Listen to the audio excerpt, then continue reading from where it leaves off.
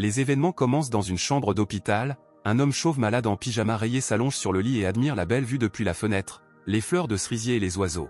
Il continue de regarder cela, mais il ne peut s'empêcher de remarquer que, quelle que soit la qualité de la vue, la regarder tous les jours devient ennuyeux. Le visage de l'homme semble émacié, avec des joues creuses et des traits pointus, alors qu'il tourne son attention vers la machine qui surveille son rythme cardiaque et se souvient avoir reçu un diagnostic de cancer du cerveau. Une personne pleure et pleure tranquillement sa courte vie depuis l'âge de 26 ans, se rappelant qu'elle n'a pas du tout eu le temps de vivre cette vie. Tenant son téléphone contre sa poitrine, il réfléchit à la façon dont il aurait pu être diagnostiqué à mi-parcours, essayant de ne pas s'épuiser émotionnellement. L'homme ferme les yeux, disant mentalement qu'il ne veut pas mourir si tôt, avec une certaine tension due à une douleur physique ou émotionnelle. Il veut vivre et réfléchit à ce désir, réalisant que désormais ses efforts ne peuvent plus être dirigés vers des actions plus efficaces. L'homme décide de se distraire et de lire les informations qui rapportent la disparition d'un vieux mendiant du pont de Jiangdu, revenu 6 mois plus tard et devenu l'héritier d'un homme d'affaires hors du commun. Un autre reportage raconte l'histoire d'un mari de 130 ans qui disparaît chaque année à la suite de mystérieux rituels et revient ensuite plus jeune. La troisième nouvelle affirme qu'une semaine après la disparition du célèbre artiste, un tableau effrayant d'une valeur d'1 milliard de yuan est apparu dans sa maison, qui s'est révélé plus tard être peint avec le sang de l'artiste. Le malade dans la salle réfléchit à la façon dont il a résolu ces cas, avec le schéma général selon lequel le rapatrié acquiert richesse, statut, célébrité, etc., ou meurt. Il ajoute que s'il y avait 2 ou 3 cas de ce genre, cela pourrait facilement être qualifié de coïncidence, mais 400 cas ne permettent pas de le faire.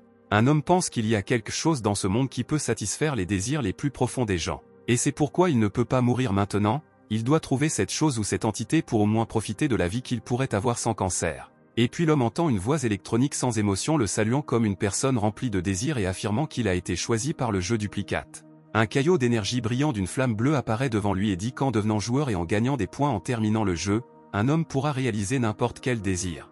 Après avoir expliqué cela, le système demande au patient quel est son désir le plus profond. Un homme ne peut pas se débarrasser d'un sourire nerveux, le couvrant de sa main et pensant que c'est la chose qui personnifie les désirs humains. Il aborde timidement le système sous une forme extravagante et simplifiée avec son véritable désir. L'homme commence par dire qu'il souhaite vivre une vie quelque peu humble, mais à la fin, on peut voir dans ses yeux une grande force et une grande résilience. En entendant cela, le système demande si le joueur est prêt à entrer dans le jeu et dans les profonds donjons de sa simulation, l'avertissant que seule la mort elle-même peut l'en libérer. Un homme considère cela comme le point de départ de sa nouvelle vie, il est prêt à se lancer dans n'importe quel danger pour survivre. Il pense que même si la vie dans ces donjons peut être accompagnée de peur et de folie, elle reste une brillante chance de survivre. C'est ainsi que l'homme au sourire un peu étrange d'un homme à bout se déclare prêt à relever tous les défis du jeu. Le système prétend que le contrat est valide et procède à la détermination du talent de ce joueur, après quelques secondes de délibération, le déclarant frauduleux. En parallèle, le système modifie également la forme physique du joueur et l'identifie comme un voleur par classe et Yang Dan par son nom. Ce qui suit décrit le talent du trompeur, qui, selon le système, détermine que toutes les paroles et les actions du joueur sont cohérentes et que le niveau de confiance en lui est élevé. Lorsqu'un talent spécial est utilisé, le jeu transformera tout en différents degrés de réalité, en s'appuyant sur les probabilités et en effectuant des calculs. Enfin, la forme physique complète sa manifestation, Yang Dan a des cheveux noirs courts, des lunettes et un costume académique bleu, après quoi le jeu prétend qu'il ne ment jamais, introduisant plutôt le concept lui-même. Le système explique que toute personne influencée par un joueur doté du talent de Filou a 50% de chance de le croire dans des circonstances normales, et si elle le fait, les règles de comportement de cette personne changeront. Cependant, si l'événement est absolu, alors toute déclaration aboutissant à l'événement opposé modifiera les règles de comportement de l'individu, quelles que soient les probabilités. Le jeu crée ensuite des statistiques de joueurs de niveau assez bas, notamment l'intelligence, la force et l'agilité, affirmant également que le panneau Yang Dan est assez rare. Avec cela, le jeu découvre la copie du nouveau venu de ce qu'est ce joueur particulier. Après quelques secondes, elle imagine un niveau appelé Incubation, la ville natale de gens brillants avec une longue histoire, ceux qui en sortent deviennent célèbres dans le monde entier. Le jeu raconte que Yang Dan a maintenant réussi à éclore dans cette ville et à apprendre sa culture et ses coutumes. Le gars est quelque peu surpris par cette description, mais avec le temps, il remarque que le sol sous lui se fissure comme une véritable coquille d'œuf. Alors que le joueur tombe dans l'inconnu d'un nouveau jeu, le système juge nécessaire de rappeler la protection des nouveaux arrivants, en disant qu'à la tombée de la nuit, Hatchtown entre dans un silence mystérieux. Le jeu stipule que si le joueur veut survivre, il ne doit pas dormir trop profondément et s'approcher trop près de l'obscurité. Ensuite, le système rappelle amicalement que selon les fonctionnalités de copie, Yang Dan pourra recevoir des notifications directement au cerveau. Le système indique qu'il recommande fortement la diffusion en direct, qui se déroule parallèlement au niveau, à une variété de joueurs, ajoutant que recevoir des récompenses du public aide également à survivre. Et avec cela, le jeu commence enfin, Yang Dan se retrouve sous sa nouvelle forme sur la banquette arrière d'une certaine voiture. Après avoir réalisé où il se trouvait, l'homme tourne finalement son attention vers son reflet dans la vitre de la voiture, attrapant ses cheveux noirs. Il sourit ensuite à son propre reflet, pensant au temps qui s'est écoulé depuis qu'il ne s'est pas vu ainsi. Yang Dan se souvient de ce que le système disait à propos des diffusions en direct et décide immédiatement de vérifier comment il doit les gérer. En ouvrant son propre panel, il voit un téléspectateur présent qui a écrit un commentaire désagréable, riant du nouveau venu à ce niveau particulier du panel douteux. Par la suite, une autre personne se joint et ensemble, ils discutent du fait que l'incubation est le donjon le plus difficile pour les débutants, et qu'avec ce panneau, il est préférable pour lui de quitter le jeu, après quoi il quitte la diffusion. Yang Dan se demande si son panel a vraiment l'air si mauvais puisque c'est tout à fait normal pour lui. Les pensées de l'homme sont interrompues par le conducteur qui l'appelle Monsieur Yan, ce qui lui fait une peur bleue. Le chauffeur affirme qu'il est déjà arrivé à destination, Hatchtown, afin que Yang Dan puisse sortir de la voiture. Dès que le gars est sorti de la voiture, il a entendu une voix d'homme l'appelant Professeur Yan. Yang Dan voit devant lui la famille 11e composée du père, de la mère et du fils, qui prétendent être son incubateur et sont responsables de l'hébergement et de la nourriture pendant son séjour ici, tout en le comblant de compliments. La mère affirme même que leur fils Fuma a lu de nombreux articles de Yang Dan et souhaite atteindre les mêmes sommets que lui. Elle dit à son fils de venir dire bonjour au professeur. Yan lui-même voit que le gars est timide ou honteux. Le gars ne répond pas, alors la mère demande constamment ce qui s'est passé et pourquoi il reste silencieux si elle lui demande de lui dire bonjour. La femme serre son fils dans ses bras et, d'une voix sévère et quelque peu effrayante, demande à nouveau à Fuma de saluer le professeur nouvellement arrivé. Sur son dos, elle pince douloureusement son fils, le forçant à finalement faire ce qui lui est ordonné. Fumu siffle doucement de douleur et se rapproche du professeur, le saluant modestement et avec hésitation. Le père dit à Yang Dan d'ignorer le fait que Fumu est si timide, ce à quoi il dit qu'il devrait retourner à l'auberge. L'enseignant pense que cette famille a l'air incroyablement amicale et que tout le monde y entretient des relations harmonieuses. Il accompagne la famille 11e à leur hôtel quand soudain quelque chose d'inhabituel attire son attention. Dans un grand trou au milieu de la ville se trouvait un gros bloc de pierre, d'apparence incroyablement lisse, il avait une forme hémisphérique. Yang Dan demande à ses guides ce que c'est et si cela pourrait être une météorite ou quelque chose comme ça. Là-haut 11e, le père de famille, dit qu'il ne s'agit pas d'une météorite, mais d'une pierre de génie, poussant directement de la terre, grâce à laquelle la ville crée des gens brillants. La mère affirme qu'avec l'apparition de cette pierre, tous les enfants de Hatchtown sont devenus étonnamment sereins, ajoutant qu'il est également possible pour l'enseignant de recevoir la bénédiction de la pierre pour ses futurs enfants illustres. Yang Dan répond que c'est plutôt cool, mais il n'arrive pas vraiment à y croire, car il voit un bloc de pierre ordinaire devant lui. Au bout de quelques dizaines de minutes, toute la compagnie se retrouve devant la porte de l'hôtel dont le style se situe quelque part à la frontière d'un petit cottage et d'une maison de banlieue. Yang Dan et Lao 11e traversent un petit couloir, le professeur remarque un panneau d'affichage plutôt étrange et remarque que presque tous les avis concernent des personnes disparues, ce qui le surprend et l'effraie quelque peu. Remarquant cela, Lao 11e dit que tous les disparus n'étaient pas des locaux, ajoutant qu'ils se reprochaient tous de ne pas pouvoir trouver leur chemin et courir vite. En conclusion, l'homme dit que Yang Dan ne devrait courir nulle part, car s'il ne disparaît pas, personne ne pourra le retrouver. L'enseignant répond qu'il sait parfaitement pourquoi il est venu ici et ce qu'il compte faire, et que ses plans n'incluent pas de course chaotique. Dans le même temps, Yang Dan pense sournoisement qu'il est très intéressant de voir que toutes les personnes disparues n'étaient pas des locaux, qualifiant pour une raison Lao 11e de fantôme. Par la suite, l'enseignant atteint le 2e étage jusqu'à la porte de sa propre chambre, envisageant peut-être de consacrer du temps à la détente. Soudain, il entend le clic de la porte derrière lui et voit que la pièce d'en face est entrouverte et que quelqu'un l'observe de là. Yang Dan salue un peu maladroitement son nouveau voisin, qui continue de regarder arriver le professeur. Cependant, la seule réaction à l'appel a été une porte bruyamment fermée, l'enseignant a seulement remarqué que son étrange voisin était hostile et effrayé. Yang Dan décide de ne pas y prêter trop d'attention et entre dans sa belle chambre, quoique un peu vide, qu'il note mentalement. Cependant, dès qu'il pose ses affaires sur le lit, le professeur entend un bruit étrange, assez suspect et fort. Réalisant que quelque chose d'extraordinaire s'est produit, Yang Dan décide rapidement d'aller vérifier la cause exacte du son. S'étant envolé dans le couloir, l'enseignant voit la mère de famille gronder Fuma, disant qu'on ne peut pas lui confier même le travail supplémentaire que font tous les enfants. Un peu plus tard, il voit que le père est également là. La mère continue de dire que tous les enfants ont éclos avec succès et que seul Fumu s'est avéré être une telle déception. Le gars lui-même est assis devant les fragments de certains plats. Le père de Lao intervient et prétend que Fumu n'a même pas pu lui dire bonjour aujourd'hui, lui demandant quel est son problème ces derniers temps. Le père ordonne à son fils de retirer immédiatement le verre du vase cassé, tout en se plaignant qu'il ne protège même pas ses revenus. Cependant, Lao 11e voit qu'il n'y a aucune réaction de Fom à son ordre, ce qui le force instantanément à des tirades de colère et à des actions douteuses. Le père attrape son fils par l'oreille et lui crie fort de nettoyer immédiatement tout ce désordre, tout en lui lançant quelques insultes. Lorsque cela ne fonctionne pas, Lao 11e décide de donner à Fom une leçon typique d'éducation parentale et s'en prend à son fils, se préparant à le gifler. Yang Dan pense qu'avec une telle force d'impact, cela pourrait facilement se transformer en accident, alors il décide d'agir. Par conséquent, l'instant suivant, il se tient entre Lao et Fumu, bloquant le coup puissant de son père, ce qui s'accompagne de l'apparition de téléspectateurs sur son émission. Au final, le nombre de spectateurs s'est élevé à près d'une 50aine, tandis que Yang Dan se sentait un peu étourdi, pensant que c'était à cause de sa performance.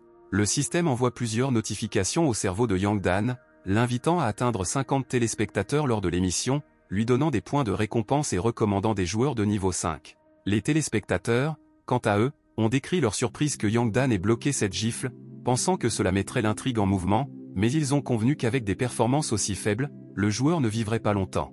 L'un d'eux affirme qu'il n'a pas vu de nouveaux arrivants sur ce complot depuis longtemps et que tous ceux qu'il connaissait n'ont pas terminé ce donjon vivant, ce qui est incompréhensible pour Yang Dan. Pendant ce temps, Lao 11e change son expression pour une expression plus amicale et demande au professeur pourquoi il est ici et ce qu'il fait ici. Avec bienveillance, l'homme tourne son attention vers la main qui a bloqué son cou et propose des soins médicaux, sachant que cela doit faire mal. Cependant, Yang Dan refuse et reprend la main, soit craignant d'autres blessures, soit n'ayant aucun problème avec cela. Le professeur demande pourquoi Fuma a été puni de cette manière, ce à quoi Lao répond que le gars a toujours été maladroit, alors il a décidé de lui donner une leçon dont il se souviendra. Cependant, après avoir répondu à cette question, Lao 11e est immédiatement revenu sur le fait que Yang Dan devait souffrir du bloc. La mère de famille a dit qu'elle apporterait les médicaments tout de suite. L'enseignant répond encore une fois que tout va bien pour lui, et ajoute à cela que les cours sont des cours, mais que les enfants ne devraient pas être élevés avec de telles méthodes. Les parents se disent doucement et d'une manière quelque peu effrayante que jouer avec Yang Dan serait stupide. La mère rattrape Fumu par le dos et lui dit qu'elle s'excuse aujourd'hui pour son impulsivité et lui dit de remercier le professeur pour son pardon. Fumu exprime sa gratitude dans une grande tension, mais soutient que Yang Dan ne devrait plus s'immiscer dans les affaires de leur famille. La mère traite son fils d'ignorant et lui tire l'oreille, disant que Fom doit encore finir ses devoirs, et maintenant il dit au revoir au professeur. La femme continue calmement d'entraîner le gars dans sa chambre, sans prêter attention à son état tendu et excité. Sur le visage de Fumu, Yang Dan voit une véritable horreur et tension mélangées dans un cocktail sensuel et grotesque, ne sachant pas comment réagir à cela. Ce silence, cette observation et cette réflexion sont interrompus par Lao 11e, qui s'adresse au professeur, le traitant d'homme intelligent. Le sourire aux lèvres et les yeux plissés, le père affirme que, malgré l'intelligence et l'empathie, une personne a parfois besoin de prendre soin d'elle-même. À cela, il ajoute que la nourriture devrait déjà être prête, et dans quelques minutes Lao 11e en apportera une portion au professeur en guise d'excuse pour ce qu'il avait à voir. Parallèlement à cela, Yang Dan entend les cris d'une mère qui gronde son fils, disant qu'il a éclos malheureusement, et si les autres enfants sont de vrais génies, alors il n'est qu'une déception. Le professeur entend à nouveau le mot éclore et cela attire son attention et le fait réfléchir à ce qui se passe dans cette ville et dans cette famille. Yang Dan réfléchit à ce que signifie cette incubation, mais Lao 11e, après avoir préparé la nourriture, dit qu'il est temps pour eux d'aller dans la salle du professeur. Sur le chemin de la chambre, le père demande à Yang Dan si le fait qu'une personne soit curieuse est positif ou négatif. Il soutient que la curiosité en elle-même est une bonne chose, mais qu'il doit y avoir un équilibre dans tout lorsqu'un enseignant décide d'ouvrir un magasin de jeux. Dans ce magasin, il voit la capacité de vision plein écran, lui permettant de reconnaître toutes les informations visuelles dans le petit endroit dans lequel il se trouve. Yang Dan décide de l'acheter. Lao 11e retourne vers le professeur et lui demande s'il l'écoute, ce à quoi il répond qu'il pense que ses paroles sont très intelligentes. Le père comprend cette réponse qu'il a été ignorée, alors il répond que cela n'a pas d'importance et donne son dîner à Yang Dan. Pendant ce temps, le gars lui-même décide d'utiliser sa nouvelle capacité dès maintenant, vérifiant si un piège ou un danger l'attend. Souriant, Lao 11e dit que ce n'est pas grave si Yang Dan n'écoute pas, après tout, cela ne sert à rien de lui parler de toute façon. Le père ajoute cependant qu'il lui sera très difficile d'obtenir une telle opportunité à l'avenir. Finalement, la capacité de vision plein écran a été activée et Yang Dan a pu voir le dos de Lao 11e, derrière lequel il cachait un petit coup près. La diffusion en direct a vu une augmentation significative du nombre de téléspectateurs qui discutaient de toutes les manières possibles du fait que l'intrigue de ce niveau avait enfin commencé en force. Certains commentaires ont noté que le nouveau venu était assez intelligent s'il décidait d'acheter la capacité à un tel moment, mais ils ont convenu qu'il ne survivrait pas de toute façon. Yang Dan le remercie pour le plat et lui demande de manière hyperlinguistique s'il sera en sécurité dans la ville pendant toute la durée de son séjour. Cette question inattendue active le talent de tromperie du professeur, obligeant la 11e à répondre honnêtement, malgré ses souhaits. En effet, le système dit qu'il s'agit d'un jugement erroné, et selon les calculs, cela change les règles d'existence et de comportement de la 11e à l'heure actuelle. Par conséquent, l'homme répond que Yang Dan se trompe et qu'il ne vivra pas ici même 3 jours, ajoutant que s'il a de la chance, il peut aller en enfer aujourd'hui. Le nombre de spectateurs était passé à 120 et la plupart d'entre eux ne comprenaient pas ce qui se passait ni pourquoi la 11e avait répondu honnêtement à cette question particulière. Yang Dan continue en demandant s'il sera totalement en sécurité dans cet hôtel en particulier. La 11e a une grimace de colère sur le visage, mais il ne peut pas faire grand-chose, les règles de son comportement sont à nouveau modifiées par la question qui lui est posée. Le nombre de spectateurs atteint près de 200, il parle du fait que Yang Dan a peut-être acheté une sorte de compétence qui lui permet d'arrêter le complot. Pendant ce temps, l'enseignant lui-même reçoit une notification avec un message d'accueil d'environ 200 téléspectateurs, ce qui lui donne un nouveau panel et le recommande systématiquement aux joueurs de 4e niveau. Le public le remarque, notant que le nouveau venu n'est pas si mauvais, l'un d'eux affirme même que si Yang Dan parvient à éviter le complot, il le récompensera de 10 points.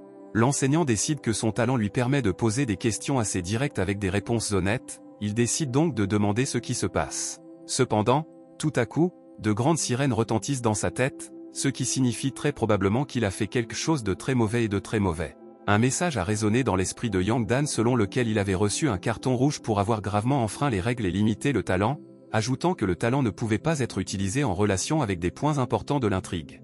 L'avis indique également que recevoir 3 cartons rouges entraînera une détention pour vérification, mais qu'ils pourront être effacés pour 10 000 points, alors que le nombre de téléspectateurs à l'émission a atteint 500.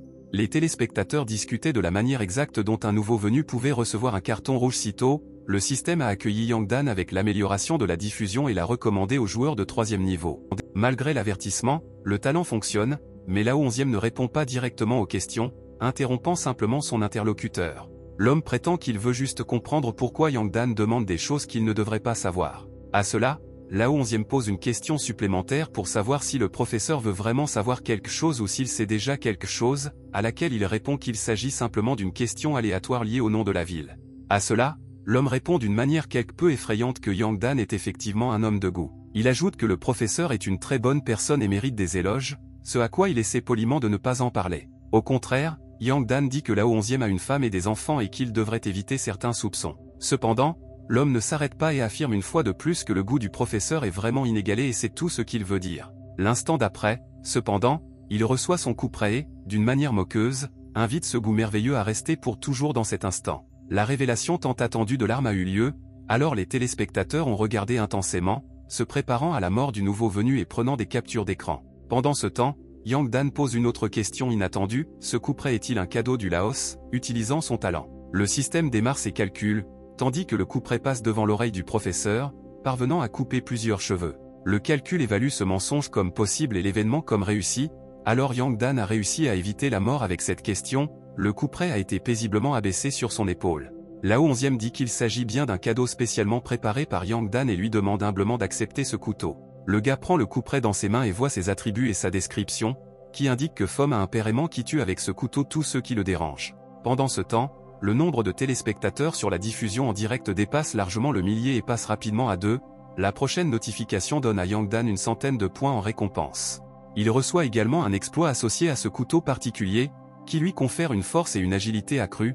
Le public est choqué par les événements de l'émission. De plus, la diffusion a été recommandée par un nouveau venu de 2e niveau, et Yang Dan a calculé le nombre total de points du public et du jeu avec un total de 473. La 11e dit poliment que si le professeur n'a besoin de rien d'autre, il partira et ne dérangera pas le dîner. Yang Dan remercie pour les services et cache le couperet nouvellement extrait dans son pantalon. En même temps, il pense qu'il n'a vraiment aucune raison d'être reconnaissant, l'homme voulait juste le tuer. Réalisant que la nourriture n'est peut-être pas très sûre, Yang Dan décide de s'acheter quelque chose de comestible dans le magasin de jeux. En observant les différents aliments et boissons, l'enseignant constate que les prix dans le magasin ont doublé, ses plans de repas sont donc désormais fortement influencés par ce facteur.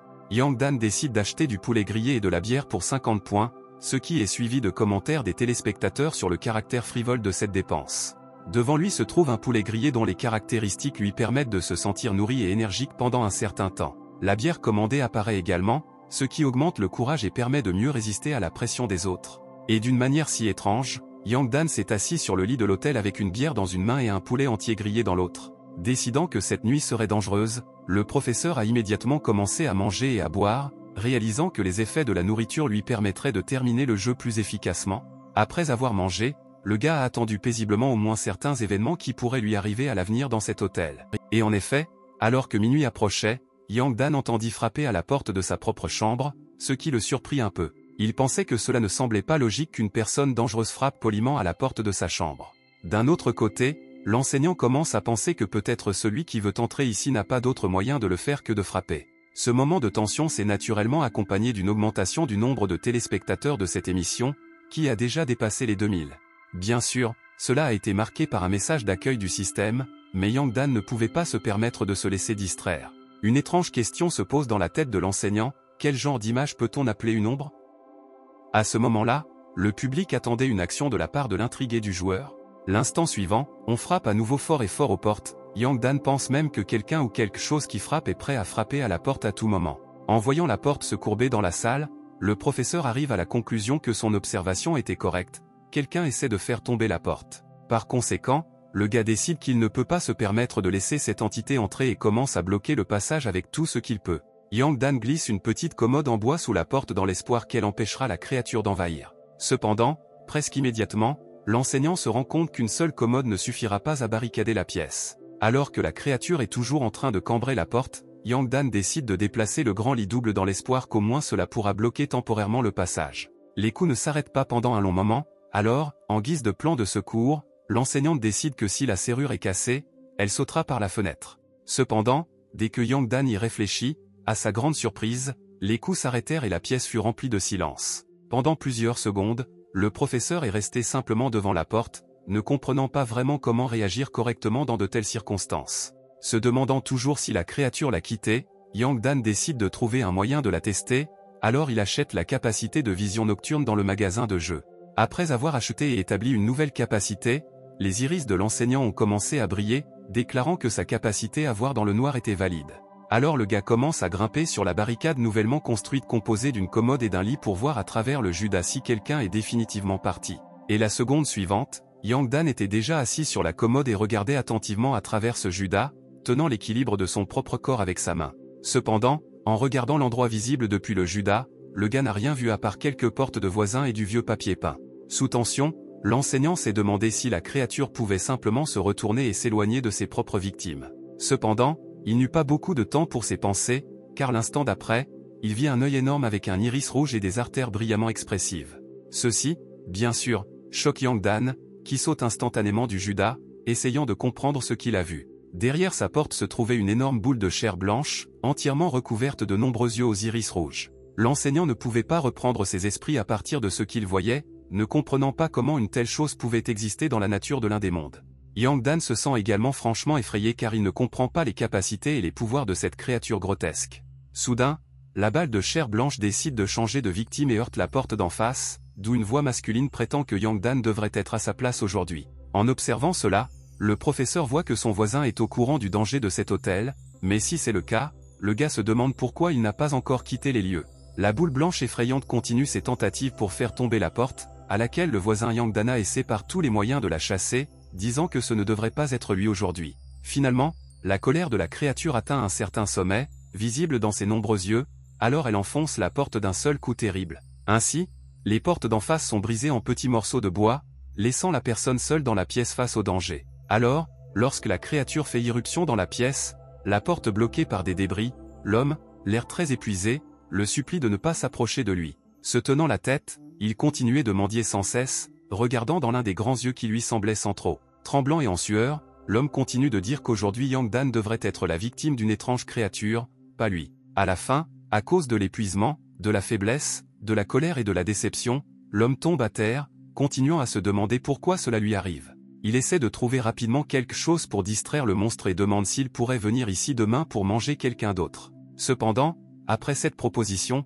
l'homme, paniqué, affirme que cela n'est pas nécessaire et demande d'abord de lui donner une minute de temps, puis de la réduire à 30 secondes. Ensuite, les mains tremblantes, il supplie pendant au moins 10 secondes, affirmant qu'il n'a pas terminé quelque chose. L'homme supplie de ne pas entrer, s'inclinant sous la créature et disant qu'il fera tout ce que cette boule de chair blanche lui demandera. Il promet d'attirer plus de visiteurs dans cet hôtel, fournissant ainsi de la nourriture à la créature effrayante. Implorant 10 secondes de vivre, la balle de chair blanche ferme ses yeux rouges, apparaissant devant l'homme d'une manière quelque peu menaçante. La seconde suivante, la terrifiante créature continuait son mouvement pour se rapprocher de sa victime. Finalement, le ballon touche la jambe de l'homme et soudain, il commence à briller d'or, une grimace de cri silencieux sur son visage. Ceci est toujours observé par le désormais terrible Yang Dan, qui est incapable de comprendre la nature de ce qui se passe sous ses yeux. La lumière mortelle provenant du corps de son voisin était si brillante qu'il était très difficile pour le professeur de regarder par le judas de la porte et de voir quoi que ce soit. Cependant, Yang Dan a poursuivi son observation et est arrivé à la conclusion que la créature s'est transformée en quelque chose comme un œuf au contact de la victime.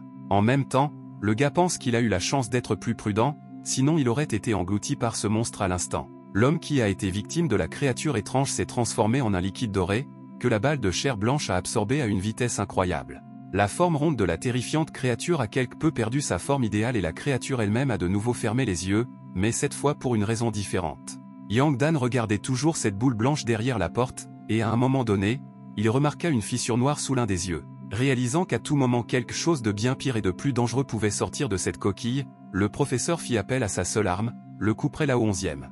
Cependant, à la grande surprise du gars, une créature a émergé de la coquille sous une forme humaine tout à fait ordinaire, bien que recouverte d'un liquide doré qui avait autrefois été son voisin. Yang Dan ne pouvait cacher sa surprise face au gars nu ordinaire qui sortait de cette coquille terrifiante avec de multiples yeux. Par la suite, le professeur remarque également que le gars ressemble exactement au fils de la famille qui s'est présenté comme son incubateur, 11e Fumu, tout en pensant qu'il allait bien aujourd'hui. Tenant toujours le couperet à la main, Yang Dan pense que cela est possible et que l'incubation dont on se souvient tant tout au long de l'intrigue. Cependant, la question dans sa tête est de savoir si Fumu est resté après cette incubation ou si l'enseignant court désormais un grand danger. À travers le judas, Yang Dan voit le type s'approcher de sa porte avec un sourire narquois sur le visage et se demande ce qu'il pourrait faire. Le professeur se demande si Fumu veut simplement entrer dans sa chambre ou s'il va l'assommer sans lâcher son couperet. À ce moment, Fumu ferme le judas de la porte, après quoi Yang Dan pense que le gars sait visiblement qu'il est surveillé. Le professeur a rapproché le couperet de lui, pensant que si le gars entrait par effraction dans sa chambre, il le tuerait. Cependant, Fumu continue de sourire à travers le judas et tente de fermer l'espace d'observation avec son doigt. Yang Dan considère cette situation comme plutôt négative pour lui-même, car il comprend peu les intentions de l'être derrière la porte, qui a la forme de 11e femme. L'instant suivant, le doigt de Fume sur la cellule commence à se transformer en quelque chose à la limite de l'humain et du monstre, libérant de la fumée de la cellule elle-même. Réalisant que la situation n'était vraiment pas en sa faveur, Yang Dan recula instantanément, accompagné d'une brillante explosion provenant du judas. Le gars se couvre des fragments de verre et de bois volant autour du trou. En se retournant, le professeur constate qu'à la place du judas, il n'y avait qu'un grand trou d'où sortaient des filets de fumée. Par la suite, un sourire narquois de Fuma est apparu dans ce trou, qui a demandé d'un air moqueur qui serait la prochaine victime de l'incubation. Bien sûr, la créature n'a surpris personne en appelant Yang Dan lui-même cette victime, sans quitter son sourire. Riant d'un ton aigu et effrayant, Fumu s'éloigna finalement de la porte. Yang Dan se rapproche de la porte et décide mentalement qu'il doit combattre Fumu, sinon le danger ne disparaîtra jamais. Cependant, en regardant derrière le trou de la porte, le professeur voit que Fuma n'est plus là, ne comprenant pas pourquoi il est parti. Fumu lui-même courait à une vitesse extraordinaire à cette époque, ce qui poussa Yang Dan à se demander ce qui arrivait à cette création. Pendant ce temps, le système a envoyé des notifications à l'enseignant indiquant que plus de 5000 téléspectateurs regardaient déjà son émission, le récompensant de 500 points. Yang Dan a également reçu une notification de réussite, ce qui a quelque peu augmenté ses statistiques, tandis que le public discutait de l'horreur de cette scène et de la force mentale du joueur. Le professeur lui-même, quant à lui, pense qu'il ne pourra pas dormir cette nuit-là, mais ne rien faire semble être une erreur. Enfin, l'émission de Yang Dan a été recommandée aux joueurs de premier niveau dans l'ère de jeu, de sorte qu'il a été intensément discuté par des foules de différents joueurs de différents rangs. Certains personnages dans la foule affirment qu'il y aura une forte concurrence dans ce numéro, rappelant le docteur lui-même, tandis que d'autres veulent simplement voir un nouveau venu intéressant. La foule continue de bavarder sur ce docteur et dit qu'il est très probable qu'il ait déjà rejoint l'organisation Tarot. Le docteur lui-même apparaît sur la place, entendant parler des nombreux potins associés à d'autres joueurs portant des surnoms similaires comme le roi ou le pape. Le médecin sort de l'obscurité avec un sourire poli et pose sa main sur l'épaule d'un des bavards bruyants. Puis l'homme posa la main sur le dos du bavard et lui demanda si quelqu'un avait parlé de lui et si c'était le cas, cela ne le dérangerait pas d'écouter. Cependant, l'homme qui parlait si intensément de toutes ces rumeurs pouvait difficilement faire ressortir le docteur interrogateur, effrayé par les rumeurs dont il avait connaissance. Le médecin a tourné son attention vers l'écran avec Yang Dan, le même nouveau venu qui avait attiré l'attention de nombreux joueurs, Maintenant le gars déplaçait les meubles dans la pièce, démantelant la barricade. L'homme au sourire approbateur et aux yeux plissés dit qu'il s'agit d'un merveilleux nouveau venu avec un grand potentiel. Avec un sourire sinistre, il ajoute que le nouveau venu est si charmant que les roses qui sortent de son sang doivent être étonnantes. Le docteur revint alors vers le bavard et lui dit qu'il n'aurait certainement pas fait quelque chose d'aussi cruel, lui demandant s'il le croyait. Cependant, la réaction du gars a été très vive et tragique, il a commencé à vomir du sang intensément. Le médecin dit qu'il a probablement poussé le bavard trop fort, en tenant dans sa main la colonne vertébrale arrachée de la victime. Il regarda cette foutue crête, incroyablement laide à son avis, et la jeta par terre. À ce moment-là, le médecin a reçu une notification concernant le carton rouge, la foule autour n'a observé que tranquillement ses actions. L'avis lui ordonnait de se rendre immédiatement au cachot parce qu'il avait commis un délit grave, mais l'homme a simplement sorti le spray de sa poche et s'est lavé le sang de ses mains. Après cela, il s'est rendu au panneau du magasin de jeux et a acheté un spray pour nettoyer les péchés pour 10 000 points. L'application de ce spray était accompagnée de murmures de la foule sur la richesse du docteur et sur la façon dont son talent devait être valorisé dans le tarot s'il pouvait se permettre d'en dépenser 10 000 en une seule action. Par la suite, le docteur entend le claquement caractéristique d'un talon sur les carreaux de la place et se rend compte que sa vieille amie Lina est apparue. Et en effet, une femme d'une vingtaine d'années aux cheveux blonds luxueux et à la robe noire fendue sur les côtés apparaît devant lui. Sur les ailes de l'amour ou quelque chose de beaucoup plus trivial, l'homme court vers la demoiselle pour lui demander si elle est venue vers lui. Cependant, la jeune fille répond avec un fort coup de coude sur le ventre et dit au docteur de rester loin d'elle à moins qu'il ne veuille mourir d'une mort horrible. L'homme n'envisage cependant même pas d'abandonner dans cette bataille pseudo-romantique et pose la main sur l'épaule de son interlocuteur. Le sang sortant de sa bouche, il affirme que s'il devait mourir aux mains de sa bien-aimée Lina, il est prêt à l'accepter. À cela, la jeune fille traite le docteur de méchant pervers et lui perce le pied avec sa pioche, lui ordonnant de ne plus la toucher. Sur ce, l'homme tombe à genoux avec un cri de douleur ou de plaisir, et Lina s'enfuit de la place. Le médecin a l'expression la plus extatique sur son visage, tremblant de plaisir et se léchant les lèvres. Il se lève alors et court après Lina, lui disant de l'attendre, tandis que la foule est surprise que même le docteur aime Lina. Les gens disent que Lina n'avait pas un rang très élevé dans le tarot, mais grâce au docteur, elle a pu acquérir une plus grande popularité. Pendant ce temps, Yang Dan arrive à la conclusion que 11e Fumu n'a pas l'intention de le tuer, du moins pas à ce moment précis. Il décide donc d'explorer la chambre du voisin pour en savoir un peu plus sur ce qui se passe à Hatchtown et dans cette auberge. En entrant dans la salle, le professeur pense qu'il n'a qu'une seule vie et qu'il faut bien l'aménager au détriment des 1500 points qui lui restent. La pièce était jonchée de sacs d'ordures, donc tout l'espace sentait incroyablement bon, ce qui a amené Yang Dan à se demander comment une personne pouvait même vivre dans un tel endroit. Toute une montagne de sacs poubelles dominait près du lit, le professeur se demandait comment 11e Fumu pouvait manger ici dans de telles conditions. L'enseignant remarque alors un ordinateur dans la salle et décide de le vérifier à la recherche d'indices et d'informations importantes. Étonnamment, il trouve l'indice assez rapidement puisqu'il se trouvait là, sur le bureau, sans protection. Yang Dan voit que ce document est un journal qui, selon la chronologie de la ville, a été mis à jour pour la dernière fois au cours de l'été 2121, c'est-à-dire il y a un an. Les enregistrements ont montré la progression du futur écrivain nouvellement arrivé Tang Xin, qui est devenu fasciné par les légendes de Hatchtown, mais devient par la suite plus craintif face à ce qui se passe dans la ville. L'entrée datée du 10 juin indiquait que cet hôtel était très loin d'être normal, puisque l'auteur avait vu à travers le Judas une sorte de monstre, apparemment semblable à l'obus vu par Yang Dan. Tang Xin continue en décrivant ce monstre comme étant couvert de nombreux yeux en forme d'œuf et comment, lorsqu'il a mangé un homme, un enfant est sorti du monstre. L'homme a voulu demander de l'aide en ligne, mais n'a pas pu publier aucune information sur ce qu'il a vu. Tang Xin se rend compte qu'il s'agit d'une incubation et que c'est ainsi que naissent les génies, puis réfléchit à qui sera la prochaine victime. L'entrée du 12 juin indiquait que Tang Xin était finalement devenu la nourriture de ces créatures. Yang Dan se rend compte que tous les génies de la ville sont des monstres, créés par incubation, acquérant des compétences dans tous les domaines possibles afin de devenir ce que leurs parents veulent qu'ils soient. L'enseignant évalue toutes les autres informations comme de l'apitoiement sur soi ou des notes créatives sans grand intérêt pour lui. Cependant, il tombe par la suite sur quelque chose qui capte son attention, contenant probablement quelque chose d'utile ou d'important. À partir du texte de l'une des entrées, Yang Dan s'est rendu compte que Tang Xin savait évidemment qu'il ne s'échapperait pas vivant de la ville et de cet hôtel, alors le gars demande pourquoi l'écrivain implorait pitié du monstre. En lisant plus loin, l'enseignant comprend que l'écrivain attendait sa mort avec un certain soulagement et une certaine acceptation de ce fait. Par la suite, Yang Dan remarque également un fichier étrange sur le bureau, qui attire son attention. Le fichier s'appelait Newborn et devait évidemment contenir des réponses à au moins quelques questions. Le dossier contenait des essais pour le nouveau livre de Tang Xin, dans lequel il était lui-même le personnage principal de l'histoire, ce qui a surpris Yang Dan. Dans ce dossier, il voit la description d'un rituel mensuel dans la ville, dont les conditions sont l'échange de conquêtes et de désirs et dont le résultat est le don d'une nouvelle vie. En fin de compte, Yang Dan comprend pourquoi les appels à la miséricorde de Tang Xin n'ont duré qu'une dizaine de secondes, son histoire était incomplète, cela ne servait à rien. Le professeur décide de terminer lui-même la fin, pensant que Tang Xin regrette d'être mort et de n'avoir pas eu le temps de finir d'écrire la fin de sa propre histoire. Après que Yang Dan ait fini d'écrire ce manuscrit, un avis est apparu devant lui sur Tang Xing en tant qu'écrivain qui a créé la seule œuvre inconnue et qu'il ne quitterait pas dans la prochaine vie. Cette annonce et l'achèvement du livre furent suivis de signes dorés dans l'air, qui apparurent devant le professeur à son grand étonnement. La notification du jeu a accueilli Yang Dan avec un objet spécial appelé le nouveau livre de Xing Tang, qui a commencé à se matérialiser entre les mains du gars. Lorsque le livre s'est entièrement matérialisé entre ses mains, le professeur a pu lire la description de l'objet, qui parlait de Xing Tang comme d'un écrivain exceptionnel du futur sans avenir.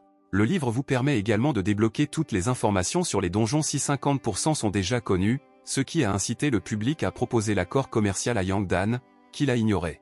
Le professeur a vu plusieurs entrées importantes dans la description, alors il s'est dépêché de lire le contenu de ce nouveau livre. La première entrée concernait les enfants de Hatchtown, qui avaient des performances médiocres, aucun talent particulier et étaient considérés comme des gens ordinaires. Le deuxième stock parlait de la formation de talents au cours du processus d'éclosion, au cours duquel la force physique a augmenté, mais d'autres indicateurs ont été réduits. Enfin, la troisième entrée parlait de la dernière étape du développement des génies de Hatchtown avec des niveaux élevés de force et de dextérité, mais une faible intelligence. Yang Dan le remarque et arrive à la conclusion que ces enfants géniaux ne sont rien de plus que de parfaits apostats entre les mains de leurs propres parents. Soudain, la mère de la famille 11e est apparue dans la pièce avec une lanterne et a déclaré que savoir beaucoup de choses pouvait être incroyablement malsain. À cela, Yang Dan répond avec un certain enjouement qu'il a compris cela lorsqu'il s'est assis devant l'ordinateur et demande si sa mère veut autant tuer. La femme ignore la question et dit que les gens intelligents comme le professeur Yang Dan ne restent pas coincés à Hatchtown pour toujours. Elle poursuit en disant que plus une personne est intelligente, plus elle est savoureuse, car les personnes intelligentes possèdent en elles de nombreux éléments bénéfiques rares. La femme lève son couteau au-dessus de la tête de Yang Dan et lui demande en souriant quel sera son dernier mot. L'enseignant décide de profiter de ce privilège du dernier mot et dit qu'il a deux choses dont il aimerait discuter. La mère de la famille Eto baisse son couperet et permet à Yang Dan de parler, ajoutant que la nourriture sera toujours délicieuse, laissant entendre que le sort du gars a déjà été déterminé. Avec un sourire, la femme s'approche du professeur et lui ordonne de parler, précisant que le conseil répondra aux questions posées. Yang Dan ne va pas perdre de temps supplémentaire et prétend qu'il se demande simplement si Lao 11e et Fumu savent qu'il a deviné l'ordinateur si rapidement, et si oui, pourquoi est-il seul ici? La femme demande d'un ton moqueur si l'institutrice a peur qu'elle en mange elle-même, assurant qu'en tout cas elle agit toujours dans l'intérêt des enfants. Avant cela, sur un ton légèrement plus sombre et plus déçu, elle ajoute que Fumu devrait effectivement être mangé par Yang Dan, cependant, il a mangé Tang Xin pour une raison quelconque. Cependant, la femme affirme ensuite que tout cela n'a pas d'importance, puisque dans la ville d'incubation, l'institutrice n'a d'autre destin que de devenir la nourriture des enfants. Lao 11e, selon elle, a accidentellement pris le mauvais médicament et a donc demandé à sa femme de s'occuper seule de Yang Dan. Tandis que la femme continuait à expliquer que le professeur allait être tué par elle, le gars a réussi à matérialiser le couperet de Lao 11e dans sa main pour se défendre. Après cela, constatant que son ennemi était distrait, Yang Dan pose la question de savoir si les épaules de ses parents sont capables de résister à un tel coup et balance son couperet. Ce couperet s'enfonce violemment dans l'épaule de la femme, laissant de larges traces sanglantes sur son chemisier. Les mains de la mère se sont affaiblies et son couteau en est tombé, tombant bruyamment sur le sol. Le tueur n'avait désormais aucun moyen de se défendre.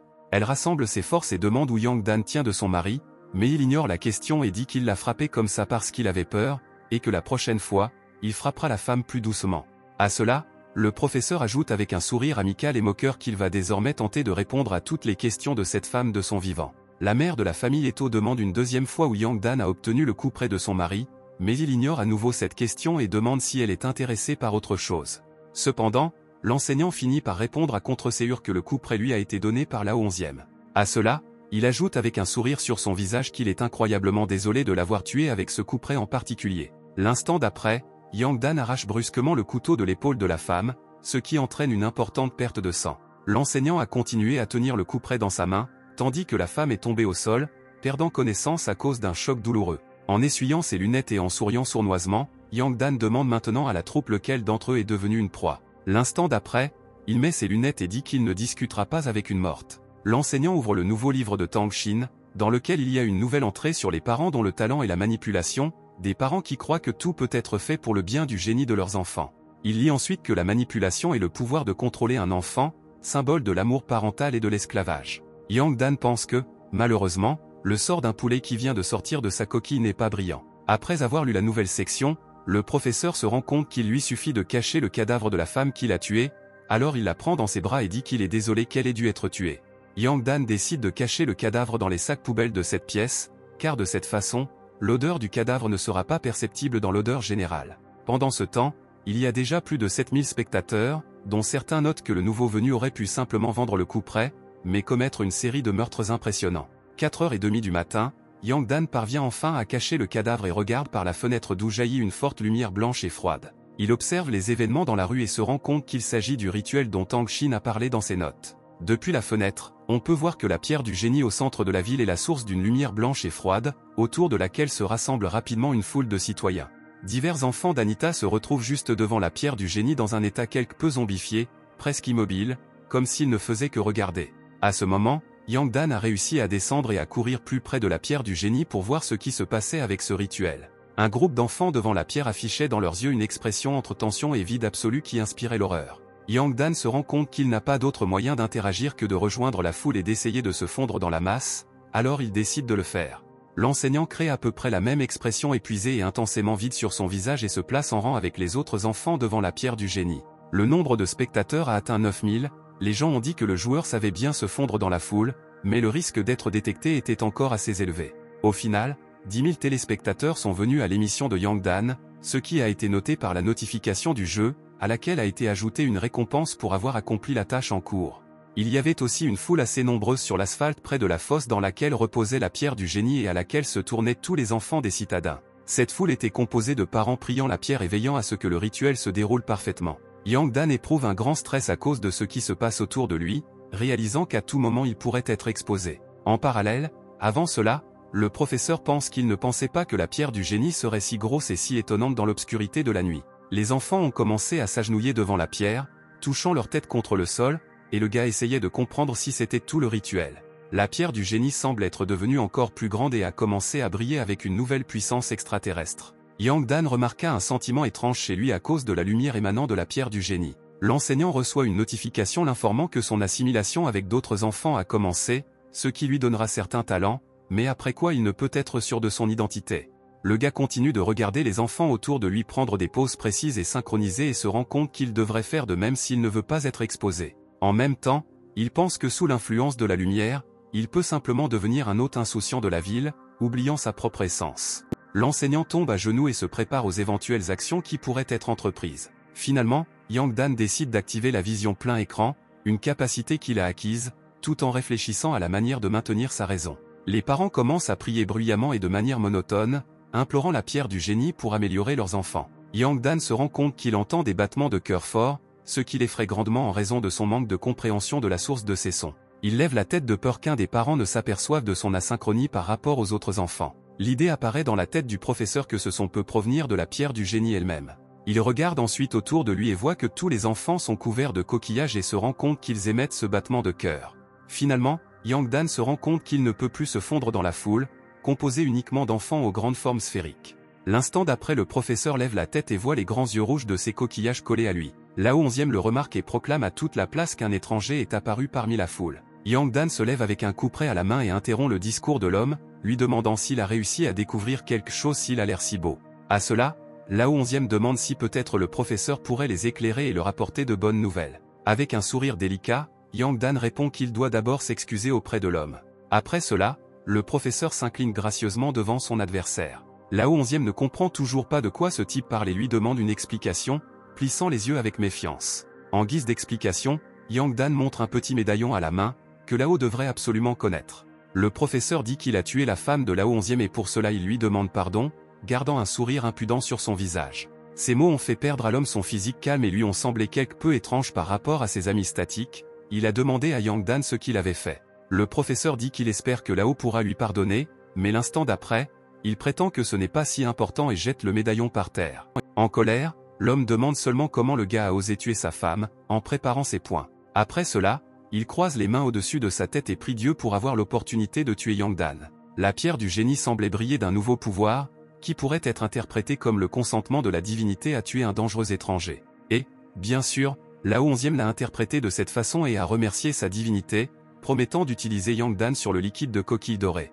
Sur ce, tous les parents joignirent les mains et commencèrent à prier, tandis que de brillants rayons bleus apparaissaient derrière eux, s'approchant comme des comètes. Yang Dan était ouvertement agacé par ce scénario et se préparait à n'importe quelle bataille si l'occasion se présentait. Cependant, la pierre du génie, les coquillages et les pères étaient engloutis par des flammes bleues divines dont les projectiles volaient vers le professeur, voulant le détruire. Cependant, Yang Dan s'est rendu compte plus tard que ces projectiles n'étaient pas dirigés vers lui, mais vers l'obus. Là-haut 11e, avec un sourire menaçant sur le visage, se tourne vers l'ennemi et dit que le professeur ne peut pas encore s'échapper. Yang Dan est entouré de dizaines d'eux, l'empêchant de toute liberté de mouvement, accompagné de divers commentaires déçus et indifférents de la part du public. Certains prétendent que c'est la meilleure fin de l'histoire, et certains sont incroyablement déçus que leur tricheur ait perdu si bêtement. Cependant, tout à coup, un son étrange se fait entendre, attirant l'attention du public et alarmant l'obus. L'instant suivant, le jus nutritif des coquilles vole dans les airs et des fragments de plusieurs coquilles différentes tombent au sol. Vous pouvez entendre des discours de colère de la part de la foule de parents selon lesquels Yang Dan doit payer pour cela.